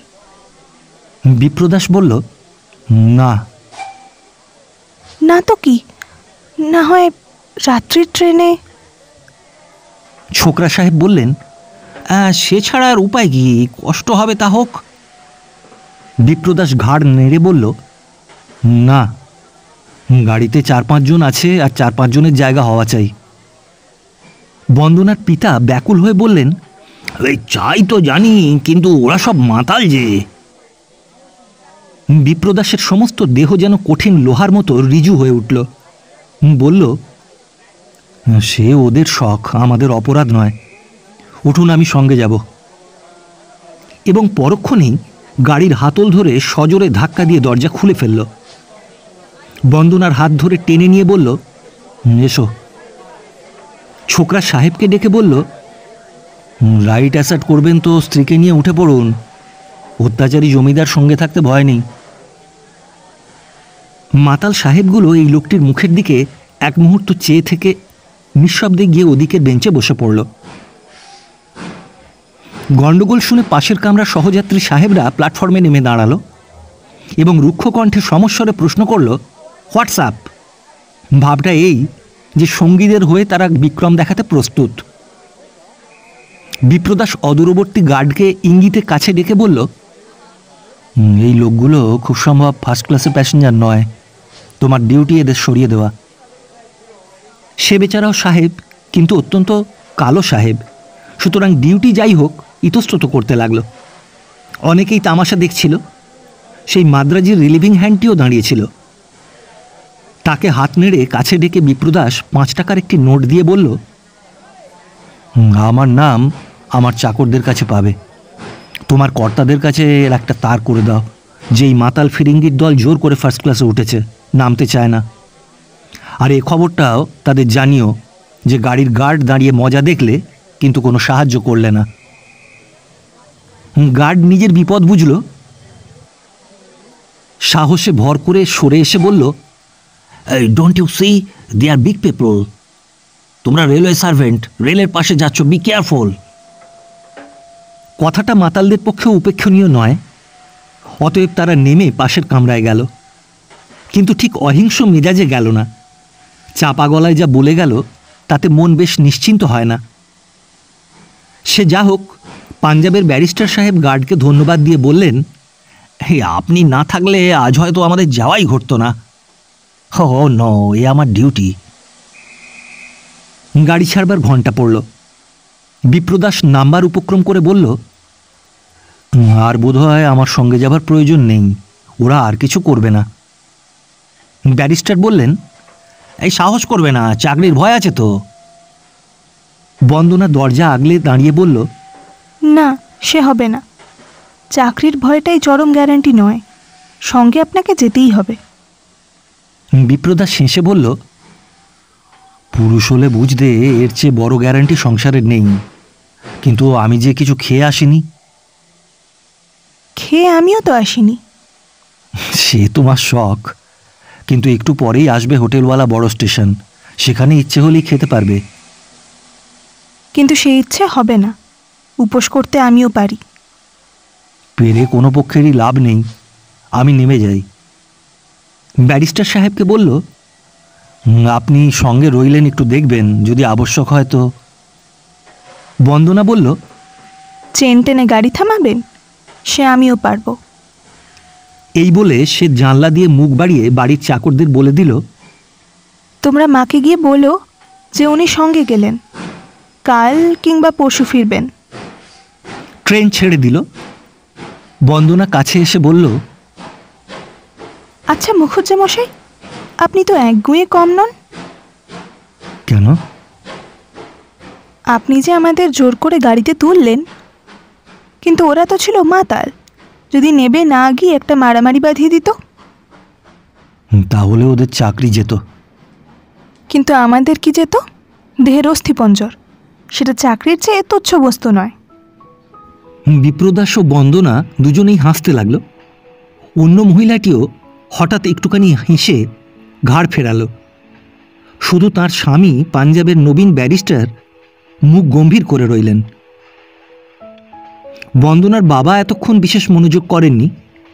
আলোচনার শেষের দিকটা তার কানে যেতেই সোজা হয়ে বসে বললেন, না না, এই তামাশার কথা নয়, এ ব্যাপার ট্রেনে প্রায়ই ঘটে, খবরের কাগজে দেখতে পাওয়া যায়। তাই তো জোর জবরদস্তির আমার ইচ্ছেই ছিল না। রাত্রের ট্রেনে গেলেই সব দিকে সুবিধে হতো। রাত্রের ট্রেনেও যদি মাতাল সাহেব থাকতো বাবা? তা কি আর সত্যি হয় রে? তাহলে ভদ্রলোকদের যাতায়াতই বন্ধ করতে হয়। এই বলে তিনি একটা মোটা চুরুট ধরাতে প্রবৃত্ত হলেন। বন্দনা আস্তে আস্তে বলল, মুখুজ্জেমশাই, ভদ্রলোকের সঙ্গে নিয়ে যেন বাবাকে জেরা করবেন না। বিপ্রদাস হাসি মুখে ঘাড় নেড়ে বলল, না, সে আমি বুঝেছি। আচ্ছা মুখুজ্জেমশাই, ছেলেবেলা গড়ের মাঠে সাহেবদের সঙ্গে কখনো মারামারি করেছেন? সত্যি বলবেন। না, সে সৌভাগ্য কখনো ঘটেনি। লোকে বলে দেশের লোকের কাছে আপনি একটা টেরর। শুনি বাড়ির সবাই আপনাকে বাঘের মতো ভয় করে, সত্যি? কিন্তু শুনলে কার কাছে? বন্দনা গলা খাটো করে বলল, মেজদির কাছে। কি বলেন তিনি? বলেন ভয়ে গায়ের রক্ত জল হয়ে যায়। কিরকম জল? মাতাল সাহেব দেখলে আমাদের যেমন হয় তেমনি? বন্দনা সহাস্যে মাথা নেড়ে বলল, হ্যাঁ, অনেকটা ওই রকমই। ওটা দরকার, নইলে মেয়েদের শাসনে রাখা যায় না। তোমার বিয়ে হলে বিদ্যেটা ভায়াকে শিখিয়ে দিয়ে আসবো। দেবেন, কিন্তু সব বিদ্যে সকলের বেলায় খাটে না, এও জানবেন। মেজদি বরাবরই ভালো মানুষ, কিন্তু আমি হলে আমাকেই সকলের ভয় করে চলতে হতো। অর্থাৎ ভয় বাড়ি শুদ্ধ লোকের গায়ের রক্ত জল হয়ে যেত। খুব আশ্চর্য নয়, কারণ একটা বেলার মধ্যেই যে নমুনা দেখিয়ে এসেছ তাতে বিশ্বাস করতেই প্রবৃত্তি হয়। অন্তত মা সহজে ভুলতে পারবেন না। বন্দনা মনে মনে একটুখানি উত্তেজিত হয়ে বলল, আপনার মা কি করেছেন জানেন? আমি প্রণাম করতে গেলুম, তিনি পেছিয়ে সরে গেলেন। বিপ্রদাস কিছুমাত্র বিস্ময় প্রকাশ করল না। বলল, আমার মায়ের ওইটুকুই মাত্র দেখে এলে, আর কিছু দেখবার সুযোগ পেলে না। পেলে বুঝতে এই নিয়ে রাগ করে না খেয়ে আসার মতো ভুল আর কিছু নেই। মানুষের আত্মসম্ভ্রম বলে তো একটা জিনিস আছে। বিপ্রদাস একটু হেসে বলল, আত্মসম্ভ্রমের ধারণা পেলে কোথা থেকে? স্কুল কলেজের মোটা মোটা বই পড়ে তো। কিন্তু মা তো ইংরেজি জানেন না, বইও পড়েননি। তাঁর জানার সঙ্গে তোমার ধারণা মিলবে কি করে? কিন্তু আমি শুধু নিজের ধারণা নিয়ে চলতে পারি। পারলে অনেক ক্ষেত্রে ভুল হয়, যেমন আজ তোমার হয়েছে। বিদেশের বই থেকে যা শিখেছ তাকেই একান্ত বলে মেনে নিয়েছ বলেই এমনি করে চলে আসতে পারলে, নইলে পারতে না। গুরুজনকে অকারণে অসম্মান করতে বাধ্য। আত্মমর্যাদা আর আত্মাভিমানের তফাৎ বুঝতে। বন্দনা তফাৎ না বুঝুক, এটা বুঝল যে তার আজকের আচরণটা বিপ্রদাসের অন্তরে লেগেছে, তার জন্য নয়, মায়ের অসম্মানের জন্য।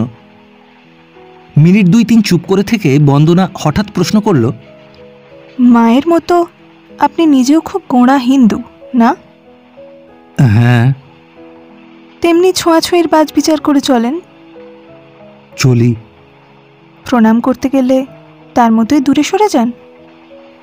যাই, সময় অসময়ের হিসেব আমাদের মেনে চলতে হয়। আমার মেজ দিদিকেও বোধহয় এমনি অন্ধ বানিয়ে তুলেছেন। সে তোমার দিদিকেই জিজ্ঞেস করো। তবে পারিবারিক নিয়ম তাকেও মেনে চলতে হয়।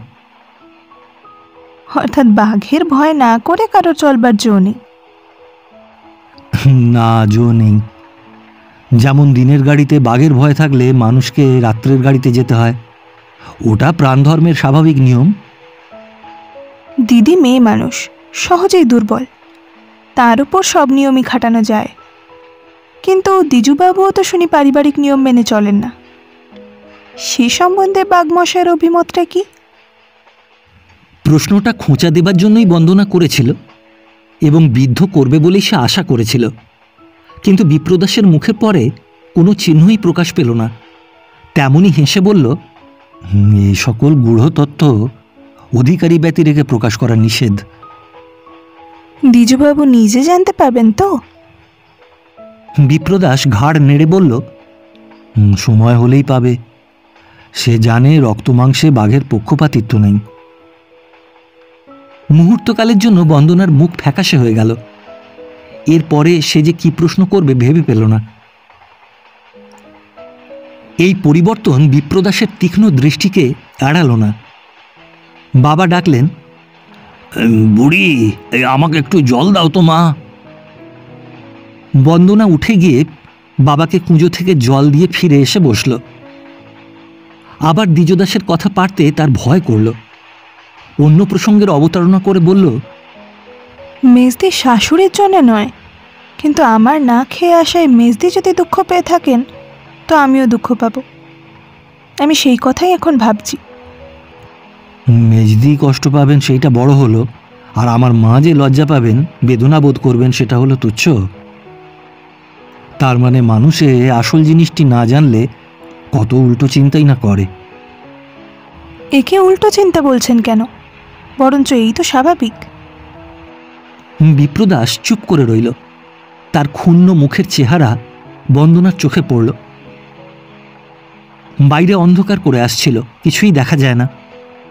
তবুও জানলার বাইরে চেয়ে বন্দনা বহুক্ষণ চুপ করে বসে রইল। অন্যদিন এই সময় ট্রেন হাওড়ায় পৌঁছয়, কিন্তু আজ এখনো 2-3 ঘন্টা দেরি।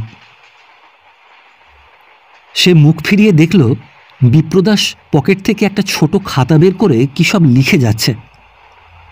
জিজ্ঞাসা করল, আচ্ছা মুখুজ্জেমশাই, একটা কথার জবাব দেবেন? কি কথা?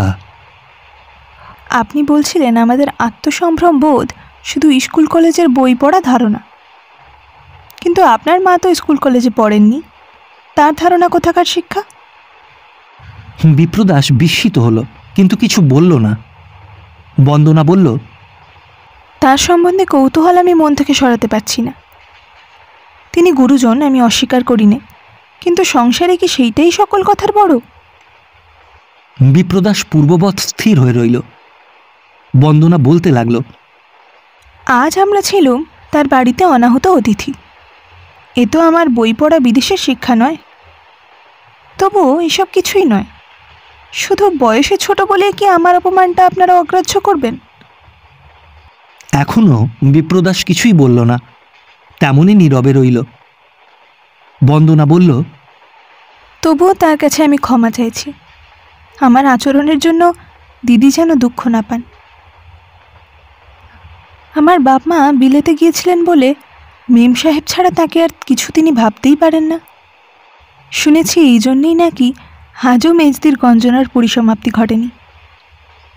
তার ধারণার সঙ্গে আমার ধারণা মিলবে না, তবু তাকে বলবেন আমি যাই হই, অপমানটা অপমান ছাড়া আর কিছু নয়, দিদির শাশুড়ি করলেও না। বলতে বলতে তার চোখের কোণে জল এসে পড়ল। বিপ্রদাস ধীরে ধীরে বলল, কিন্তু তিনি তো তোমাকে অপমান করেননি। নিশ্চয় করেছেন। বিপ্রদাস তৎক্ষণাৎ উত্তর দিল না, কয়েক মুহূর্ত নীরবে থেকে বলল, না, অপমান তোমাকে মা করেননি, কিন্তু তিনি ছাড়া একথা তোমাকে কেউ বোঝাতে পারবে না। তর্ক করে নয়, তার কাছে থেকে একথা বুঝতে হবে। বন্দনা জানলার বাইরে চেয়ে রইল। বিপ্রদাস বলতে লাগল, একদিন বাবার সঙ্গে মার ঝগড়া হয়। কারণটা তুচ্ছ, কিন্তু হয়ে দাঁড়ালো মস্ত বড়।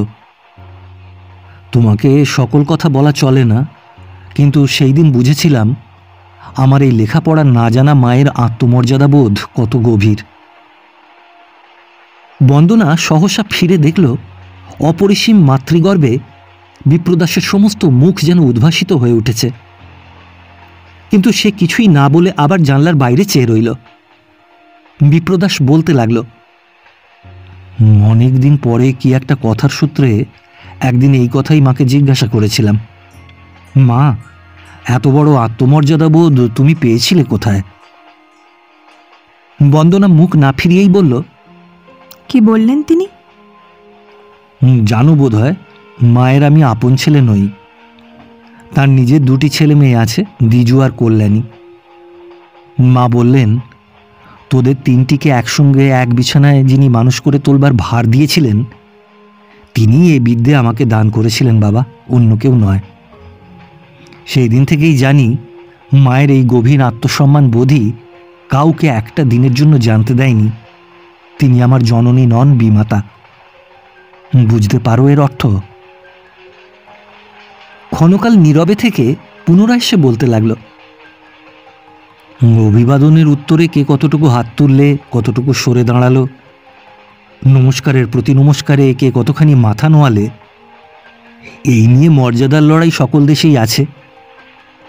অহংকারের নেশার খোরাক তোমাদের পাঠ্যপুস্তকের পাতায় পাতায় পাবে, কিন্তু মা না হয়েও পরের ছেলের মা হয়ে যেদিন মা আমাদের বৃহৎ পরিবারে প্রবেশ করলেন, সেদিন আশ্রিত আত্মীয় পরিজনদের গলায় গলায় বিষের থলি যেন উপচে উঠল। কিন্তু যে বস্তু দিয়ে তিনি সমস্ত বিষ অমৃত করে তুললেন, সে গৃহকর্ত্রীর অভিমান নয়, সে গৃহিণীপনার জবরদস্তিও নয়, সে মায়ের স্বকীয় মর্যাদা। সে এত উঁচু যে তাকে কেউ লঙ্ঘন করতে পারলে না। কিন্তু এ তত্ত্ব আছে শুধু আমাদের দেশে, বিদেশিরা এ খবর তো জানে না। তারা খবরের কাগজের খবর দেখে বলে এদের দাসী, বলে অন্তঃপুরে শেকল পরা বাঁধি।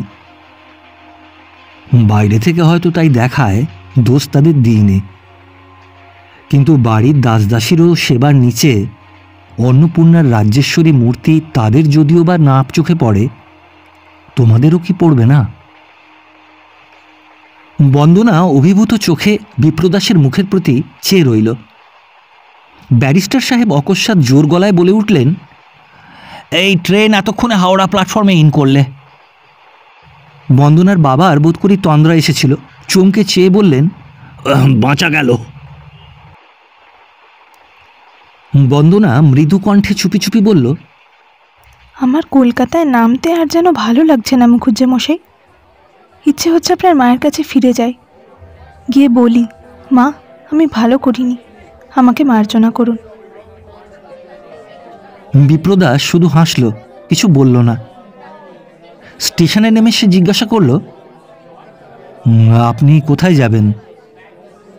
রায় সাহেব বললেন, গ্র্যান্ড হোটেলেই তো বরাবর উঠি, তাদের তার করেও দিয়েছি, ওইখানেই উঠব। এই লোকটির সামনে গ্র্যান্ড হোটেলের কথায় বন্দনার কেমন যেন আজ লজ্জা করতে লাগলো। পাঞ্জাবের ব্যারিস্টার সাহেব গাড়ির অত্যন্ত লেট হওয়ার প্রতি নিরতিশয় ক্রোধ প্রকাশ করে বারবার জানাতে লাগলেন, তাকে বিএন লাইনে যেতে হবে। অতএব ওয়েটিং রুম ব্যতীত আজ আর গত্যন্তর নেই। বিপ্রদাস নিঃশব্দে দাঁড়িয়ে আছে। রায় সাহেব নিজেও একটুখানি যেন লজ্জিত হয়েই বললেন, কিন্তু এই বিপ্রদাস, তুমিও বোধহয় আমাদের সঙ্গে গ্র্যান্ড হোটেলে।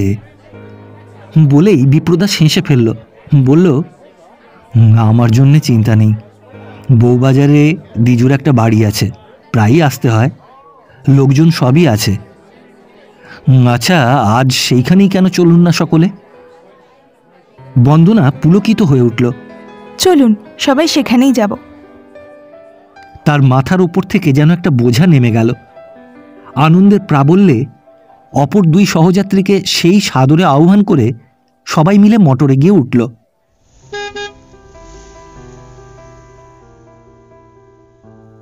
বন্দনা সকালে উঠে দেখল এই বাড়িটার সম্বন্ধে সে যা ভেবেছিল তা নয়।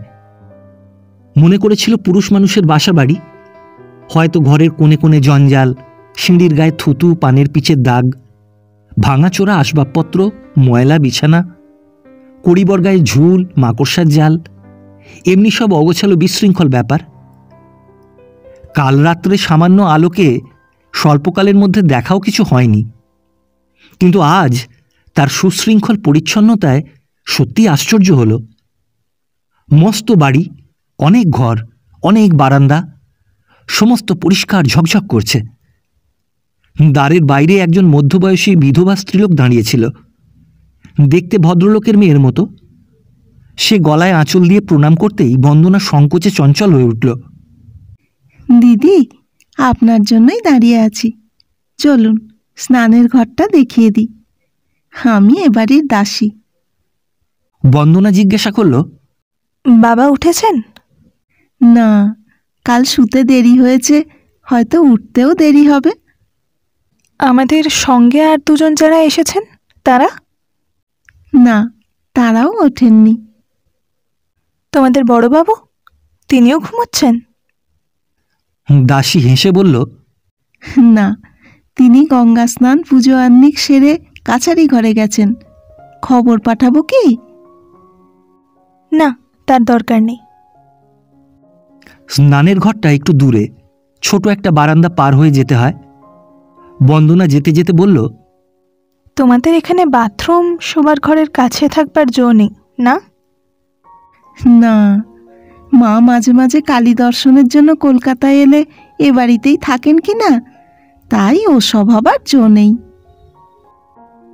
বন্দনা মনে মনে বলল, এখানেও সেই প্রবল প্রতাপ মা, আচার অনাচারের কঠিন শাসন। সে ফিরে গিয়ে কাপড়, জামা, গামছা প্রভৃতি নিয়ে এলো। বলল, এখানে 2-4 দিন যদি থাকতে হয় তোমাকে কি বলে ডাকবো? এখানে তুমি ছাড়া বোধহয় আর কোনো দাসী নেই?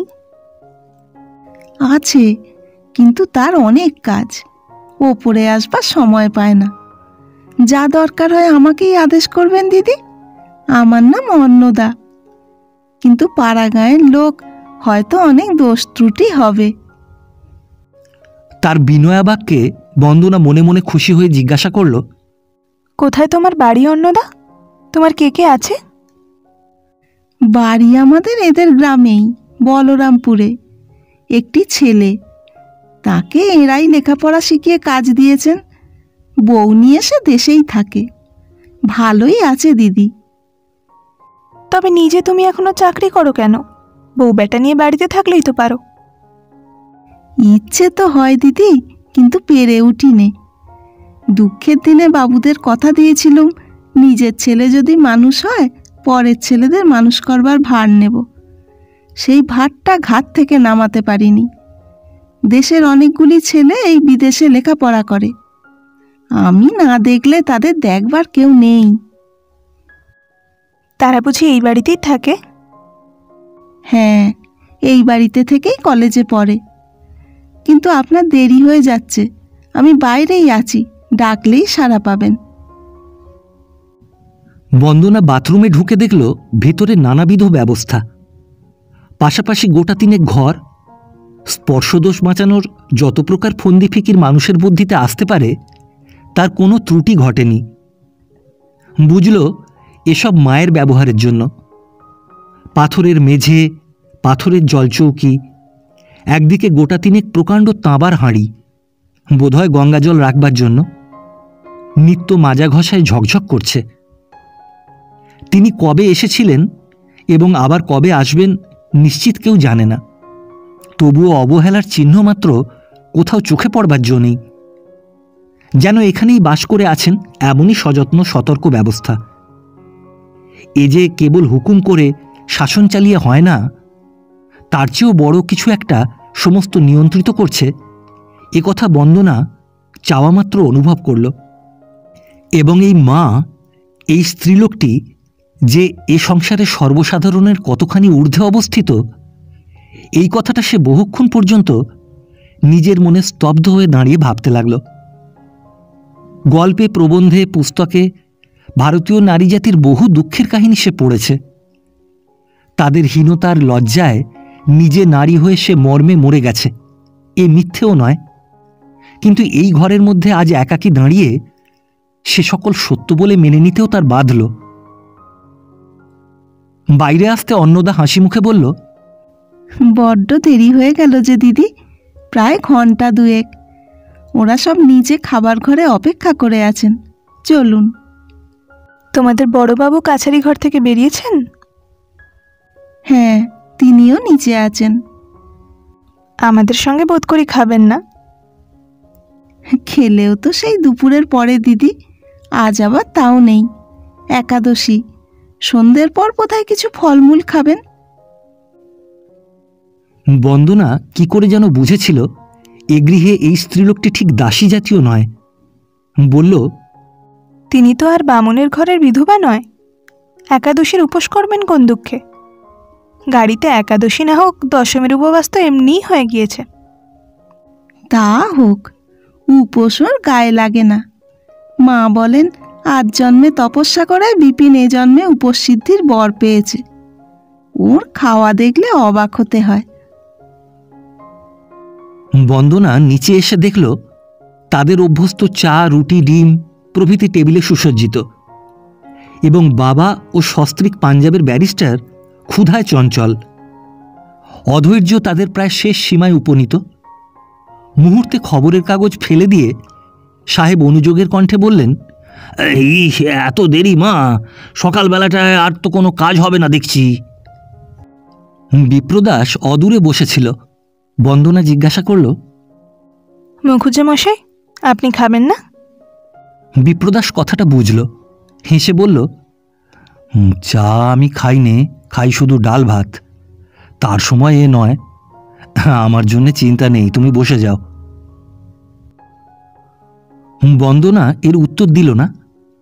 বাবা ও অতিথি দুজনকে উদ্দেশ্য করে বলল, আমার অপরাধ হয়ে গেছে, বলে পাঠানো উচিত ছিল, কিন্তু হয়নি। খাবার ইচ্ছে আমার নেই, কিন্তু আপনারা আর অপেক্ষা করবেন না, আরম্ভ করে দিন। আমি বরঞ্চ আপনাদের চা তৈরি করে দিই। এই বলে সে তৎক্ষণাৎ কাজে লেগে গেল। সকলেই ব্যস্ত হয়ে পড়লেন। চাকরটা একধারে দাঁড়িয়েছিল, সে কুণ্ঠিত হয়ে উঠল। বাবা উদ্বেগের সঙ্গে জিজ্ঞাসা করলেন, অশোক করেনি তো মা? সস্ত্রীক ব্যারিস্টার সাহেব কি যে বলবেন ভেবে পেলেন না।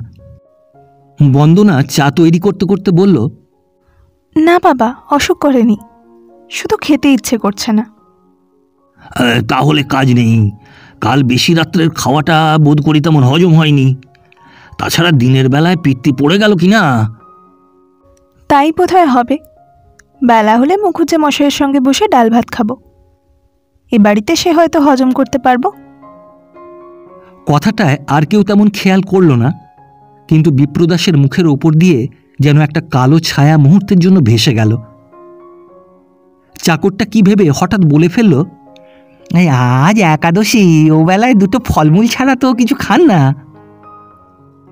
বন্দনা এইমাত্র একথা শুনে এসেছিল, তবুও বিস্ময়ের ভান করে বলল, শুধু ফলমূল? বেশ হালকা খাওয়া, সেই বোধহয় খুব ভালো হবে না মুখুজ্জে মশাই? বিপ্রদাস হেসে ঘাড় নাড়ল বটে, কিন্তু কেউ যে তাকে স্বচ্ছন্দে উপহাস করতে পারে আজ এই প্রথম জেনে মনে মনে সে যেন স্তব্ধ হয়ে রইল। এবং তার মুখের প্রতি চেয়ে বন্দনাও বোধ করি তা অনুভব করল। কাজকর্ম সেরে বন্দনা বাবার সঙ্গে যখন বাসায় ফিরল তখন অপরাহ্ন বেলা।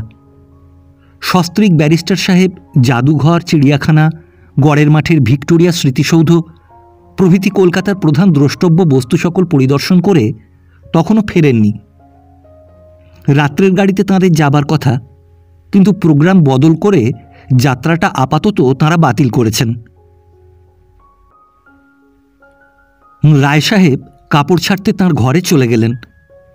বন্দনার নিজের ঘরের সামনে দেখা হলো অন্নদার সঙ্গে। সে হাসি মুখে অনুযোগের সুরে বলল, দিদি, সারাদিন তো না খেয়ে কাটলো আপনার। ফলমূল সমস্ত আনিয়ে রেখেছি, একটু শিগগির করে মুখ হাত ধুয়ে নিন, আমি ততক্ষণ তৈরি করে ফেলি, কি বলেন? কিন্তু বড়বাবু, মুখুজ্জে মশাই, তিনি কই? তার জন্য ব্যস্ত হবার দরকার নেই দিদি, এসব তার রোজকার ব্যাপার। খাওয়ার চেয়ে না খাওয়াটাই তার নিয়ম। কিন্তু কই তিনি? তিনি গেছেন দক্ষিণেশ্বর কালী দর্শন করতে, এখনই আসবেন। সেই ভালো, তিনি এলেই হবে। কিন্তু বাকি সকলে, তাদের কি ব্যবস্থা হলো? চলো তো অন্নদা, তোমাদের রান্নাঘরটা একবার দেখে আসি। চলুন, কিন্তু এবেলায় তাদের ব্যবস্থা তো রান্নাঘরে হয়নি দিদি, ব্যবস্থা হয়েছে হোটেলে, খাবার সেখান থেকেই আসবে। বন্দনা আশ্চর্য হয়ে গেল। সে কি কথা?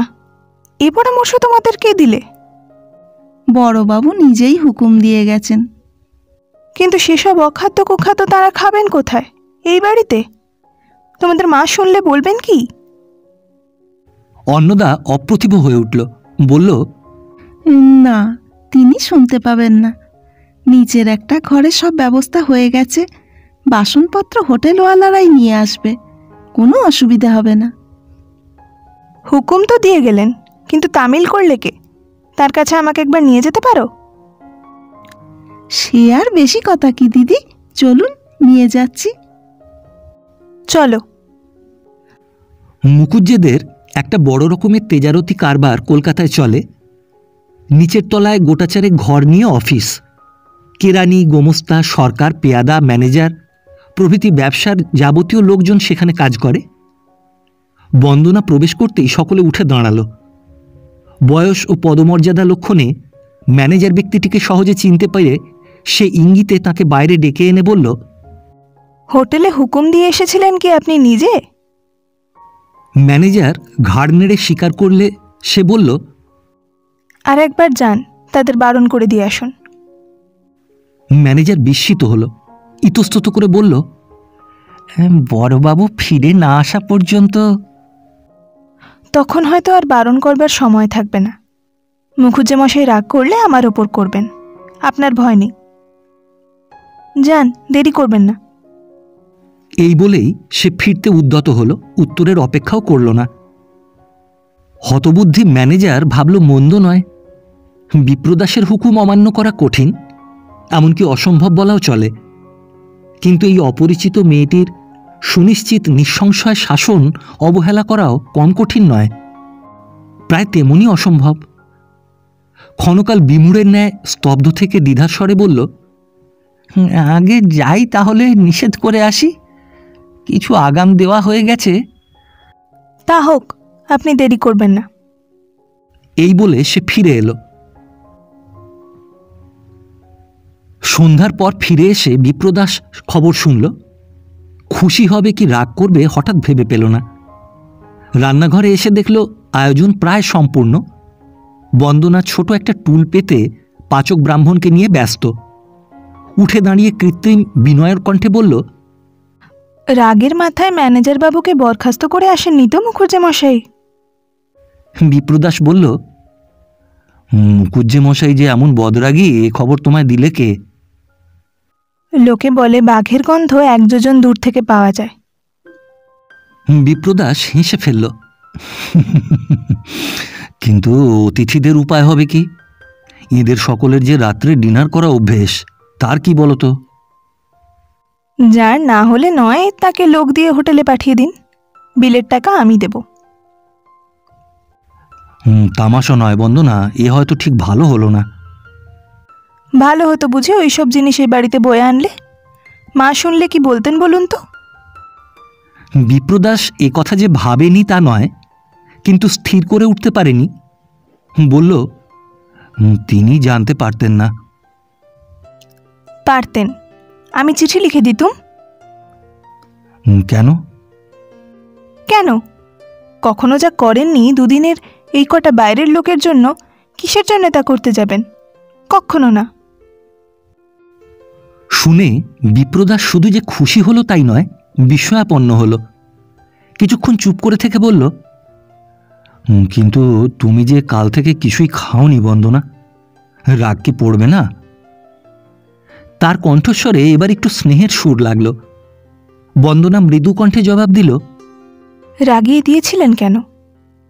কিন্তু শুনুন, আপনার খাবার ফলমূল সব আনানো আছে, ততক্ষণ সন্ধে আহ্নিক আপনি সেরে নিন, আমি গিয়ে তৈরি করে দেব। কিন্তু আর যদি কেউ দেয়, আমি আজও খাবো না, তা বলে দিচ্ছি। আচ্ছা এসো, বলে বিপ্রদাস ওপরে চলে গেল। প্রায় ঘণ্টাখানেক পরে বন্দনা ফল মূল মিষ্টান্নের সাদা পাথরের থালা হাতে নিয়ে বিপ্রদাসের ঘরে এসে দাঁড়ালো। অন্নদার হাতে আসন ও জলের গ্লাস। জল হাতে সমস্তটা সে সযত্নে মুছে ঠাঁই করে দিল। বিপ্রদাস বন্দনার পানে চেয়ে সবিস্ময়ে বলল, তুমি কি আবার এখন স্নান করলে নাকি? আপনি খেতে বসুন, বলে সে পাত্রটা নামিয়ে রাখল।